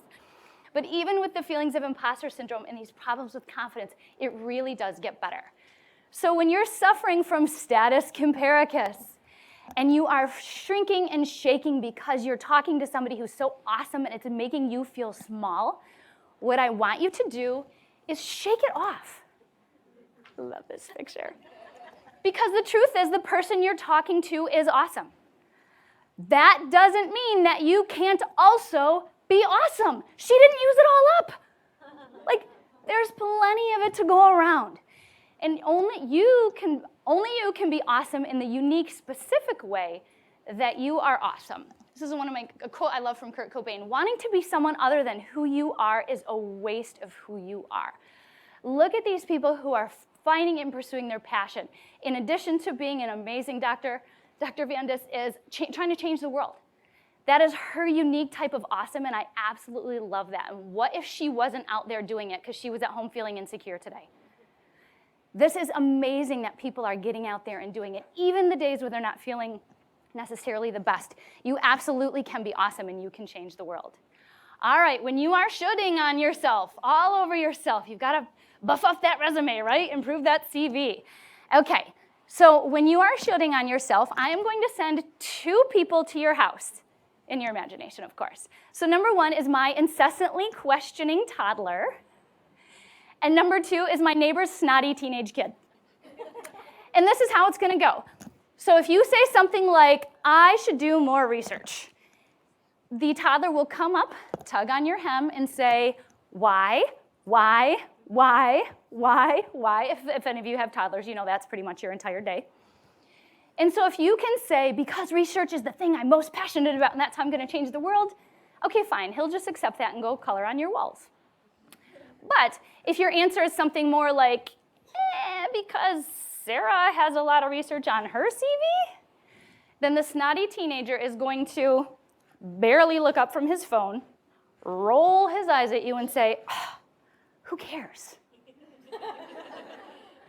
So anytime that you are saying that you are shoulding on yourselves, if this should cannot pass the why and who cares test, flush it right down the toilet, because that is exactly where it belongs. Okay, automatic negative thoughts. These are one of the trickiest ones. The first thing is recognition. What is that first thought you have when somebody gives you a compliment? What is that first thought when you look at yourself in the mirror? What is that first thought that you feel when you're trying something new? And recognize that if this is not something you would say to somebody that you love, this is an ant. And the first thing you need to do is recognize how often you're doing it in order to help start eradicating it. That's the one that I think takes the most time and the most practice, but we do want to start swatting these things away. And one of the first things I want to encourage you to do, because a lot of people, especially women, are not familiar with this, is even if you are still hearing it inside, I want you to stop saying them out loud. So when somebody gives you a compliment, I want you to say, there you go. Nobody burst into flames. I was going to bring a defibrillator just in case that didn't go well. Just say thank you, and then start to accept it. Usually, the vast, vast majority of the time, if someone's giving you a compliment, it's because they sincerely mean it, and they want you to have that. So accept that little piece of sunshine into your life, and just say thank you, and help use that little piece of sunshine to start eradicating some of these rotten ants. Okay, next, this hyperverbal inner bully. So I've tried a lot of stuff. I'm a very big proponent of self-care. I've tried yoga, I exercise at the gym, but meditation has always eluded me. I'm an ER doc. While this is going on, I have like 50 different episodes going on in my head all the time, and I'm like, oh, squirrel. So it's very hard to quiet my mind. Someone's like, oh, if you're having this, just turn your mind off. Wait, is there a power switch somewhere that I didn't learn about in anatomy? How do you just turn your mind off? So that form of meditation never particularly worked for me. And so I was like, what else can we do in order to turn that voice off, that constant running, streaming thing of our faults and flaws? So if any of you ever find the off switch during Cadaver Lab, if you could let us know, that'd be great. Otherwise, here's 2 different strategies that you can utilize. So number 1 is change the channel in your mind. If you start thinking about something else, something you're excited about, something that you're good at, wanting to change the world, wanting to make a difference, all of these different things, it'll help get you into the right mindset, and it's really going to help push out some of those negative thoughts that you're experiencing. I mean, heck, if you're having a really hard day, it's your imagination. You want to be able to fly and teleport places, use your imagination. Anything you can do to change that station of what you're thinking of and start thinking about something fun. The other thing that we do is drown it out. When I am on my way to shift, no matter what kind of bad day I've had at home, I need to be there and be present for my patients no matter what. So what I do is roll all the windows down in my car, crank the stereo as loud as it can go, and sing at the top of my lungs. I do not turn it down at stoplights. I don't care, judge me, convertible man. I'm driving away anyway. So it's so fun to do this. So there are a lot of different ways that you can just change your mindset, change your physiology. I highly recommend soundtracking your life. They've proven time and time again that music can change your physiology. In a movie, we know exactly what to think. If you have a man and a woman standing facing each other, you can tell what's going to happen next based on the music. Is it like, wee, wee, wee, wee, that girl better run. But if it's some kind of romantic music and stuff like that, you know that things are going to be different. Harness that power and soundtrack your life. On the way to work for me, it's like power rock anthems. I'm getting loud, I'm getting like crazy, I'm getting excited. On the way home, it's something chill. Okay? On the way to date night, you can play whatever kind of bounce chicka wow wow you want. Soundtrack your life and use that power. Your body, your physiology will actually respond. It's the most fascinating thing. So take advantage of that. All right, when your tunnel vision is focused on your faults and flaws, I would like you to shine them on a treasure chest. This is a literal thing I would actually like you to create if you haven't already. This is a place where you're going to store your awards, your thank you notes from your patients. Not the cookies, of course, you got to eat those, but at least like stick a picture of the cookies in there for the nice things that you do, different things that you've had along your way. And I want you to, seriously, on a day, write down all of the stuff you've done. That's cool. And it doesn't necessarily have to be just attainment of a high degree or this NIH grant. You ran a charity 5K. You're doing a cool organization. You're here helping with this type of thing. You're coordinating a lot of stuff with this and really reaching out to students. You guys are doing cool stuff. And we don't give ourselves enough credit unless the accomplishment is like, king of the world. We don't do that. Write down all of the awesome stuff you've done. And so when you're having a bad day, this is your greatest hits list that you can go back and look on and say, you know what? Maybe I'm not such a loser. Look at all the cool stuff I've done. Thanks, Aunt. You're being ridiculous, and I am done with you. Okay? Sorry, that was my time. And if your tunnel vision is, if it's still not working, if shining it on your accomplishments isn't working, the way that I encourage people to do is shine it to the sky like a bat signal beacon for help. Call a friend. I know we're so worried we're gonna you can text them first. I know nobody calls anybody anymore. Just text and be like, can I call you? That way you don't freak them out. But ask for help. One of my best girlfriends didn't want to admit it, and finally one day she called me and said, she was applying for this promotion for assistant dean. She's like, I don't think I can do it, and I don't know what I'm doing. I'm a mom, I'm a doctor. I feel like I have too much going on and I can't do all this. And I was like, let's review the facts. She was by leaps and bounds the most qualified person for this position. And in the true friend fashion, not only did we go through the facts, but as you can tell, I'm very enthusiastic. I was cheerleading her on all the way. I was like, in addition to all that, you are an awesome doctor. You're a great mom. You've got killer dance moves and a great butt. Like, you can, not that should apply for the position, but just encouraging our friends. And by sharing that, not only did she feel so much better, I actually felt really great. So you don't need to hide this inside you, because you're not only being selfish to yourself, but you're robbing a friend of an opportunity to feel connected to you and to not feel alone. Okay? All right, find your tribe, having the people that you can talk to in medicine as medical students, finding people outside of medicine that you can talk to. These are the kind of people that are gonna support you through all of this stuff. I'm telling you, tribe has been one of my saving graces. When I thought I was the only woman in the world that was suffering from postpartum depression, really the only one, yep, until I finally started talking about it to people, and tons and tons of people do. And I'm like, oh, I'm not the worst mom ever. Hooray, this is great. You find your tribe, and all of a sudden you know that things are okay. Okay, telepathic delusions, this is a super, super easy one to fix. If you want to create a wellness program for all 900 residents in your system, what you need to do is make an appointment with the head of graduate medical education, sit down and say, this is what I would like to do. What steps do I need to take to get there? And holy crap, this is what I'll be doing. It's not as difficult as it sounds. And again, I didn't burst into flames by setting up this appointment. Nobody can read your mind. So if there's something cool you want to do, you can ask. The worst thing they can say is no. I assure you that's not the worst thing in your life. Okay? Vagitis. So this is one of the things, I was actually going to bring one of my daughters, she's 6, one of her magic wands. If you don't know exactly what your goal is, now for med students, you might not necessarily know where you're going to be 20 years from now, that's fine. But whatever that goal is, if I handed you this little magic wand, it has some sparkles at the top, and said, what would you do if you knew you couldn't fail? You get one free with this magic wand. What would you do if you knew you couldn't fail? That's the thing that you've been hiding inside. That's the thing that you can pursue utilizing all of these principles, okay? Because you can't hit a target if you don't know what it is. But the more specific you get, and write it down and put it on your wall. They've shown only 3% of adult Americans have written goals. All the rest of us work for those 3%. I'm so serious about this. Be one of those 3%.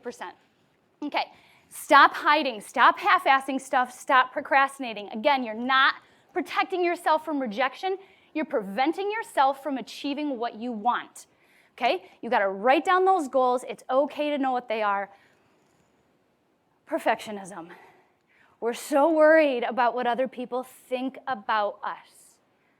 The truth is, they don't think about us nearly as often as we think they're thinking about us. What are they thinking about? They're thinking about themselves. They're not thinking about all the stuff that we think we can't do because they're thinking and we're thinking that. Okay, did I use the word think enough? Stop overthinking. Live your life for who you want to be. Who cares what they think about that? I assure you, and anyone who's grown a bigger presence on social media, you know exactly what I'm talking about. You grow a little bit, there's going to be a few trolls. Just accept it. Not everyone's going to like you. Just accept, it's totally fine. But if you're doing planning your whole life for what they think, that's not the kind of life that you want to live. Okay? And lastly, overwhelm. Reach out. This is something that we need to talk about. You don't have to experience this. They used to say you have to be in medicine for 20 plus years before you get burnout. Oh, I was burnt out in residency. I experienced those signs and symptoms. It can happen at any time. You can carry just about any weight if you've got the strength for it, right? And it's the same thing with the emotional burdens in medicine. And the way you strengthen yourself is self-care. Self-care isn't selfish. You cannot carry the weight of the world with a broken back. You cannot fix the world with broken hands. So self-care isn't selfish, and the other one I remind people is you are not alone. If 70% of people suffer from imposter syndrome, statistically, you can't be alone. That's just easy math. You're not the only medical students. You're not the only people who are stressed. You're not the only attending physicians who have gone through this. You're not the only woman who's been discriminated against. But the worst thing you can do is to feel alone and isolate and hide yourself. Find your tribe.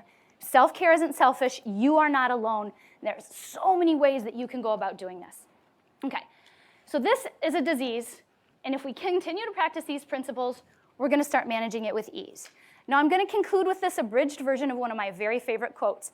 And if you feel so inclined, normally I don't, as you can see, I don't read off my slides. They're not very wordy slides, but this is so important to me. I actually put it on the slides. I'm going to read it. And if you feel so inclined, seriously, my brother's literally calling me right now.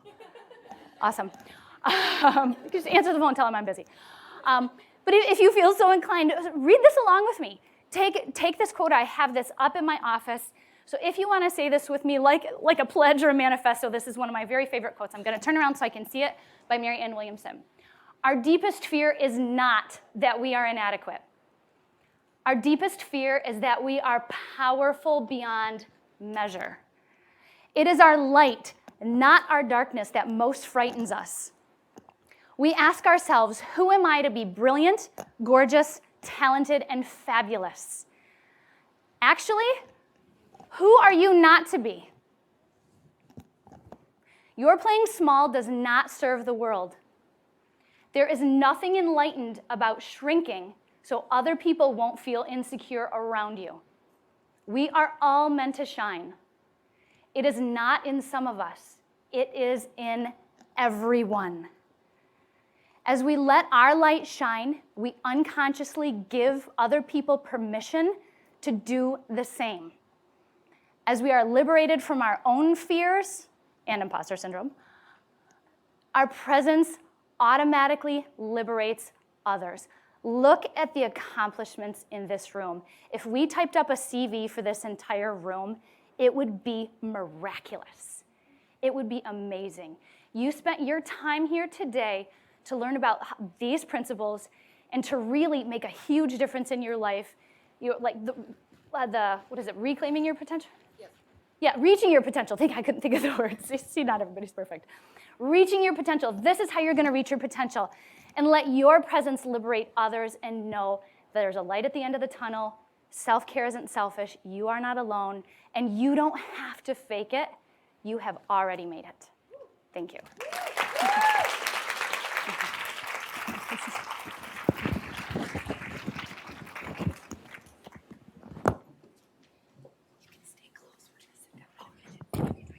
Thank you, Dr. Hope. That was wonderful. I'd like to draw everyone's attention to the fact that there's CME offered. So there are forms at the end of each row, and it's 3.75 hours, and it will be sent in the mail from someone at UB. So if you want to fill it out, and you can give it to myself or Jennifer Britton, who's right here, or Rose Burke, and any of us would be happy to take it. Also, while we're setting up for our panel Q&A discussion, I'd like to introduce our current president of Polity. Polity is the Medical Student Governing Board, and we have our first female president in almost a decade, which is sad. I mean, I graduated 10 years ago. Maria Coluccio, here she is to speak to you and introduce herself. Woo! Hi, guys. Like we said, I am the first female student government president in almost a decade. I would not be here today without that female-to-female mentorship that I received from so many physicians here, and more importantly, the support that I received from my peers. So I'm pretty sure it was like half the people in the audience today that are like, you should run, because I wasn't even kind of thinking about it. I just want to briefly talk about 2 events that are happening.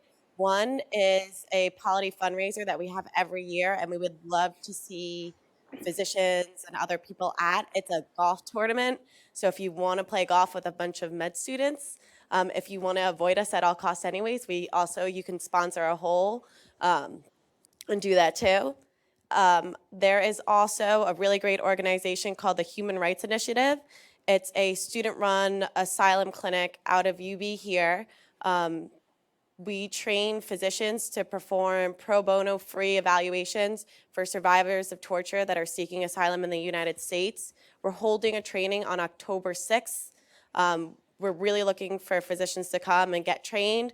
It's a one-day kind of commitment for the training, and so it kind of discourages people because it's so long, but it's really flexible. So if you have the availability to perform the evaluations after you're trained, it's pretty much on your own time, and you can get CME credits for it. It's on October 6th.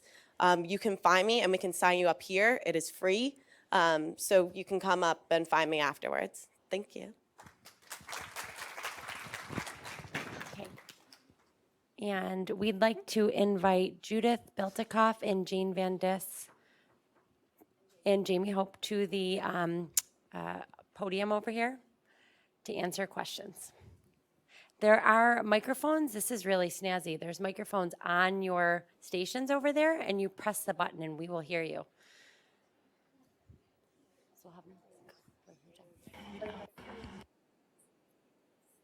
We'll be doing a Q&A for about 15 minutes. So Dr. Hope. Still have my microphone on. Or will it get too much feedback if I still have this on? Cool, we'll see what happens. Okay, great. Someone show me how I'm dying to know how these things work. This is so newfangled. When it turns green, you're on, and then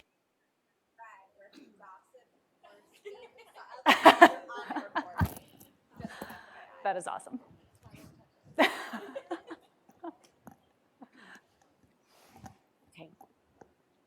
Okay, I will start. I'm going to ask Dr. Van Dis, how did you end up getting into the specific topic of gender pay gap, doing research, and then later founding your new company? Is this working? Yeah, okay, great. Well, actually, I read a New York Times article in March of last year about the fact that 50% of hotel workers are sexually assaulted on the job, and it got me thinking, there are corporations that provide hotel chains a panic button for hotel workers. And so if they are in that situation, they can press the panic button and it geolocates them and security will come. And I thought, oh, yeah, we need something like that for white collar workers. Yeah. And I'll be honest, I was mostly interested more in the sexual harassment aspects. But then I met Dr. Chu last summer, and we kind of conceived Equity Quotient together. She's a data scientist, and I am not. And so we kind of got together and thought, how can we fix these problems? And what we thought was, no matter how compelling the story is about what happens to us in the workplace, men and companies and healthcare organizations are not going to give up money or power because of our stories. Our stories are powerful motivators, but they're not going to give us more money from our stories. We need data. Data is the only thing that is going to convince corporations and organizations to change their institutional structures. And then, we start to look at the data, and the data is so powerful that women are amazing in the workplace. They have amazing outcomes, and yet all of the data I showed you today. And so we're ever evolving, but I'm a single mom, and I really, really want to make this better for my daughter. Thank you. You can press your button. I wanted to ask Dr. Von Dis, as knowing what you know now, is there anything that you wish you had done differently as a female physician entering the workforce? Or anything, I guess, that you think we should be doing? Well, I think Jamie's lecture is so important that way, right? Because I think that I put up with a lot, so much.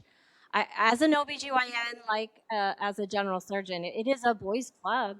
And so you adapt to that situation, and you allow things to happen because you want to fit in, and you don't want to cause problems because I actually have been a troublemaker before. I started a medical students for choice chapter as a medical student, and I got in big trouble for that. But yeah, you don't want to be a troublemaker, but the bottom line is we are not going to have the world we want for our daughters if we don't make some trouble, and that's kind of what Judith said too. Yeah, I saw that "Nevertheless She Persisted" shirt when you walked in. I was like, yes, love that. Dr. Van Dis, how can we follow you on Twitter? How can we #amplify her? What's your Twitter handle? @JaneVanDis. All right, there you Hope, go. you're at Dr. Hope Health. Yes. And I just got the green light, although you may regret this, Jen, for me to set up a UB DoctHERS Twitter handle. Yeah, I was wondering what it was so I could tag you. But for now, until it comes, I am at Dr. Lauren Kuick, and it will, believe me, it will be up there tonight while my children are sleeping. Well-behaved women never make history, so I think all of us have gotten in trouble a little bit. My mother's in the audience; she can attest to me getting in trouble. And Dr. Van Dis, I had a question. Do you think with the Me Too movement in media and what's going on right now, just in media in general, that this year, that there's something different about this past year, that maybe this can be the truth for our daughters? Because as a mother of a daughter, I worry about that too.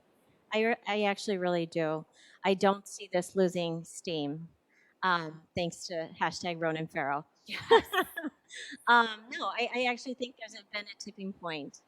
And, but I do think that we can't go it alone. And so I do think we need the collective work of all of us coming together. And that's why symposiums like this are so important. Just press your microphone. Thank you to all the speakers. The talks were really eye-opening. I have a question for Dr. Van Dis. When you give this data to the men, what is their response? Well, you saw Dr. Tiga's response. I mean, the response is that it's somehow false. It couldn't be possible. How is it that it's 2018 and there's a minimum of $20,000 pay gap, but in other specialties, $120,000. So I think that's why it's so important that we talk in details. We get in the weeds with the confounders, right? And we talk about why the data is true. And we just keep to the facts, and then obviously just keep saying the same thing again and again and again. And hopefully new research comes out, and it's also robust. But that's one of the reasons we went straight to the health policy expert at Berkeley, who does the Doximity compensation study. And we asked him the hard questions. You can listen to it on the podcast. I wish that the men would be asking those hard questions too, because we all want to have a better world. I know a lot of men have daughters too, so. And there's there's tons of interesting studies. Every every society that has a higher percentage of educated women has a higher gross domestic product, improved healthcare, less maternal mortality, less infant mortality. So coming at this problem not just like, oh, we're a bunch of sad girls that, we got done doing our nails and we have nothing better to do than fight for pay equity. Like actually saying, like, we have real data to show that not only is this a problem, that it actually hurts society. Yeah. And the difference that it makes. So it really does matter. I love the way you guys are doing this. You gotta hold it. I have a question for Dr. Hope. You guys, I guess Dr. Moore and you mentioned a lot about self-care, and you mentioned your program with the residents. And I was just curious if you could share with us what sort of wellness things that you've been working on with those residents, and if we can maybe incorporate them into our daily lives. Oh, absolutely. I never get tired of this. So back, a few years ago when I went to medical school and rode my dinosaur to get there, I started something called a wellness committee, and everyone was looking at me like, what on earth are you talking about? Why are you being a weirdo? Just go study like the rest of them. And I'm like, no, I want puppies and massages. This sucks. We need help. We need stress relief. And through that, like I've always, just for my own health and sanity, I have found that I am actually a better doctor and a substantially less grouchy mom if I can go outside and go for a jog. My husband has even noticed now every once in a while, he'll be like, do you want me to watch the kids so you can go for a jog? Which is a very kind, but like very smart man way of saying, you're being a little crazy, how can I help support you? And so taking all this stuff, and when I met with the director of GME, because a lot of programs still think this is soft. They still don't want to even award CME for this kind of stuff, even though we're expected to perform as physicians without adequate sleep, without having enough food, with a full bladder, with a sick kid at home. And then I got to the point where I was working 2 jobs, taking care of my 2 kids, putting my husband, who's also a physician, through law school, and taking care of his mom, who was living with us and going through pancreatic cancer. I'm like, I am going to burst into flames if I don't do something to take care of themselves. And I know I'm not the only one. Not everybody has that exact story, but all the stuff that we're suffering from. Yoga doesn't necessarily resonate with anyone. Jogging doesn't have to resonate with anyone. But I talk about the Resilience RX strategies that you can do. It's not enough just to have wellness. Like, it's great to pet a puppy, but then if you're immediately jumping back into the fire and getting beat up again, that's not enough. So resilience is that you're bouncing back after something bad happens, and stress growth is that you can take these things and actually learn to become a better person because of it. I would love to say we could just take the stress out of the environment, but we can't. That's not realistic. But we can change the way that we're empowered to react. And insisting, I have a very supportive head of GME who is really into this. And so incorporating this, you can't just have one lecture. That is not enough. It has to be part of the curriculum. They have to walk the walk. And we're really making strides toward this. So as we continue to create this program, have you guys heard of #FOMED?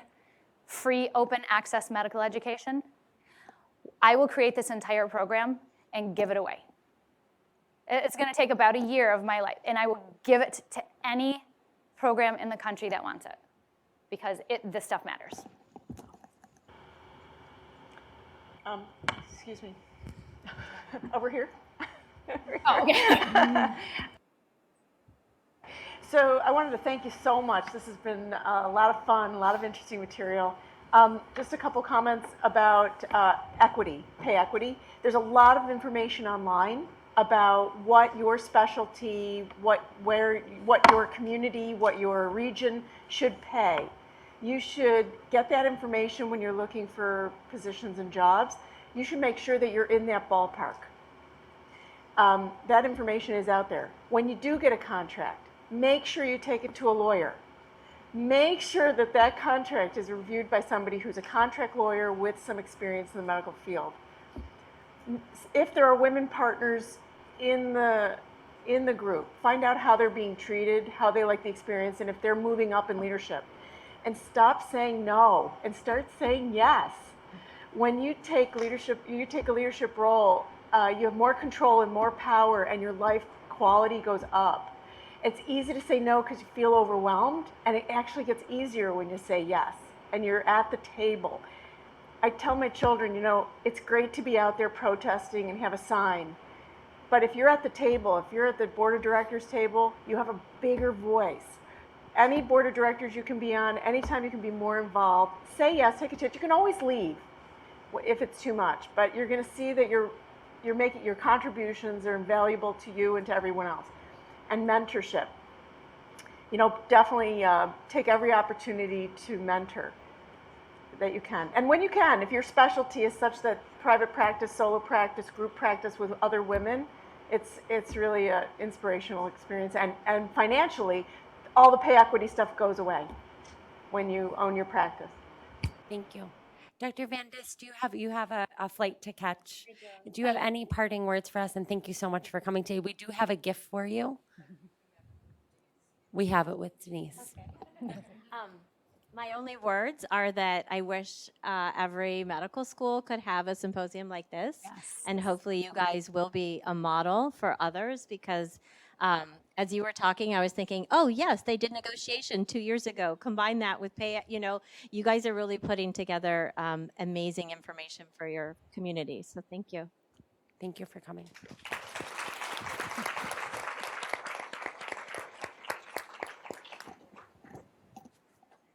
You can always tell the strong women because they're the ones reaching to lift other people up. You are awesome. Thank you.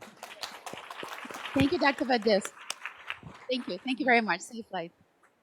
We have more time, so if you have questions, we can stay here for a little bit. Question for Judith Biltikoff.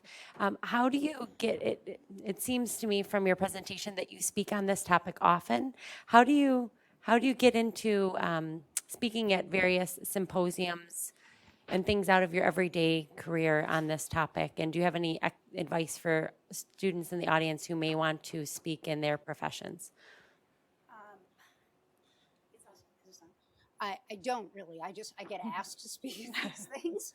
When I was working for the federal government for the EEOC, we did a lot of internal seminars. There are hundreds and hundreds of lawyers. The EEOC litigation department is sort of a national platform. There's lawyers all over the country that are litigating on behalf of equal rights. So I would often speak to the lawyers on internal networks across the country, and other lawyers as well, from California to Michigan, wherever we were, that had an expertise in a particular area would speak and share their expertise. So I did that for almost a decade, and since I've gone back into private practice, I'm just hoping to share that with the community, and whether it's in the field of medicine or law or any other profession, just sort of transcends any profession. So, and speaking about it gives you authority. When people see you speaking in front of an audience, they know that you're an expert on this, and you get then once they know you're the expert, they're going to keep asking and asking, and it matters. Even I'm up for promotion from assistant to associate professor, which to get assistant professor is one thing, and to go up to associate is substantially harder. And getting the opportunity to speak and be viewed as an expert at different venues other than my home hospital makes a huge difference. Yes. So. Here's a question over there. Thank you to all the speakers. I think all the presentations were incredible. I just have specifically a question for Dr. Hope. Do you have a TED Talk of sorts? Because I would really like to disseminate the information besides me, attempting to share it in the way that you did. So yeah, that's actually how they found me.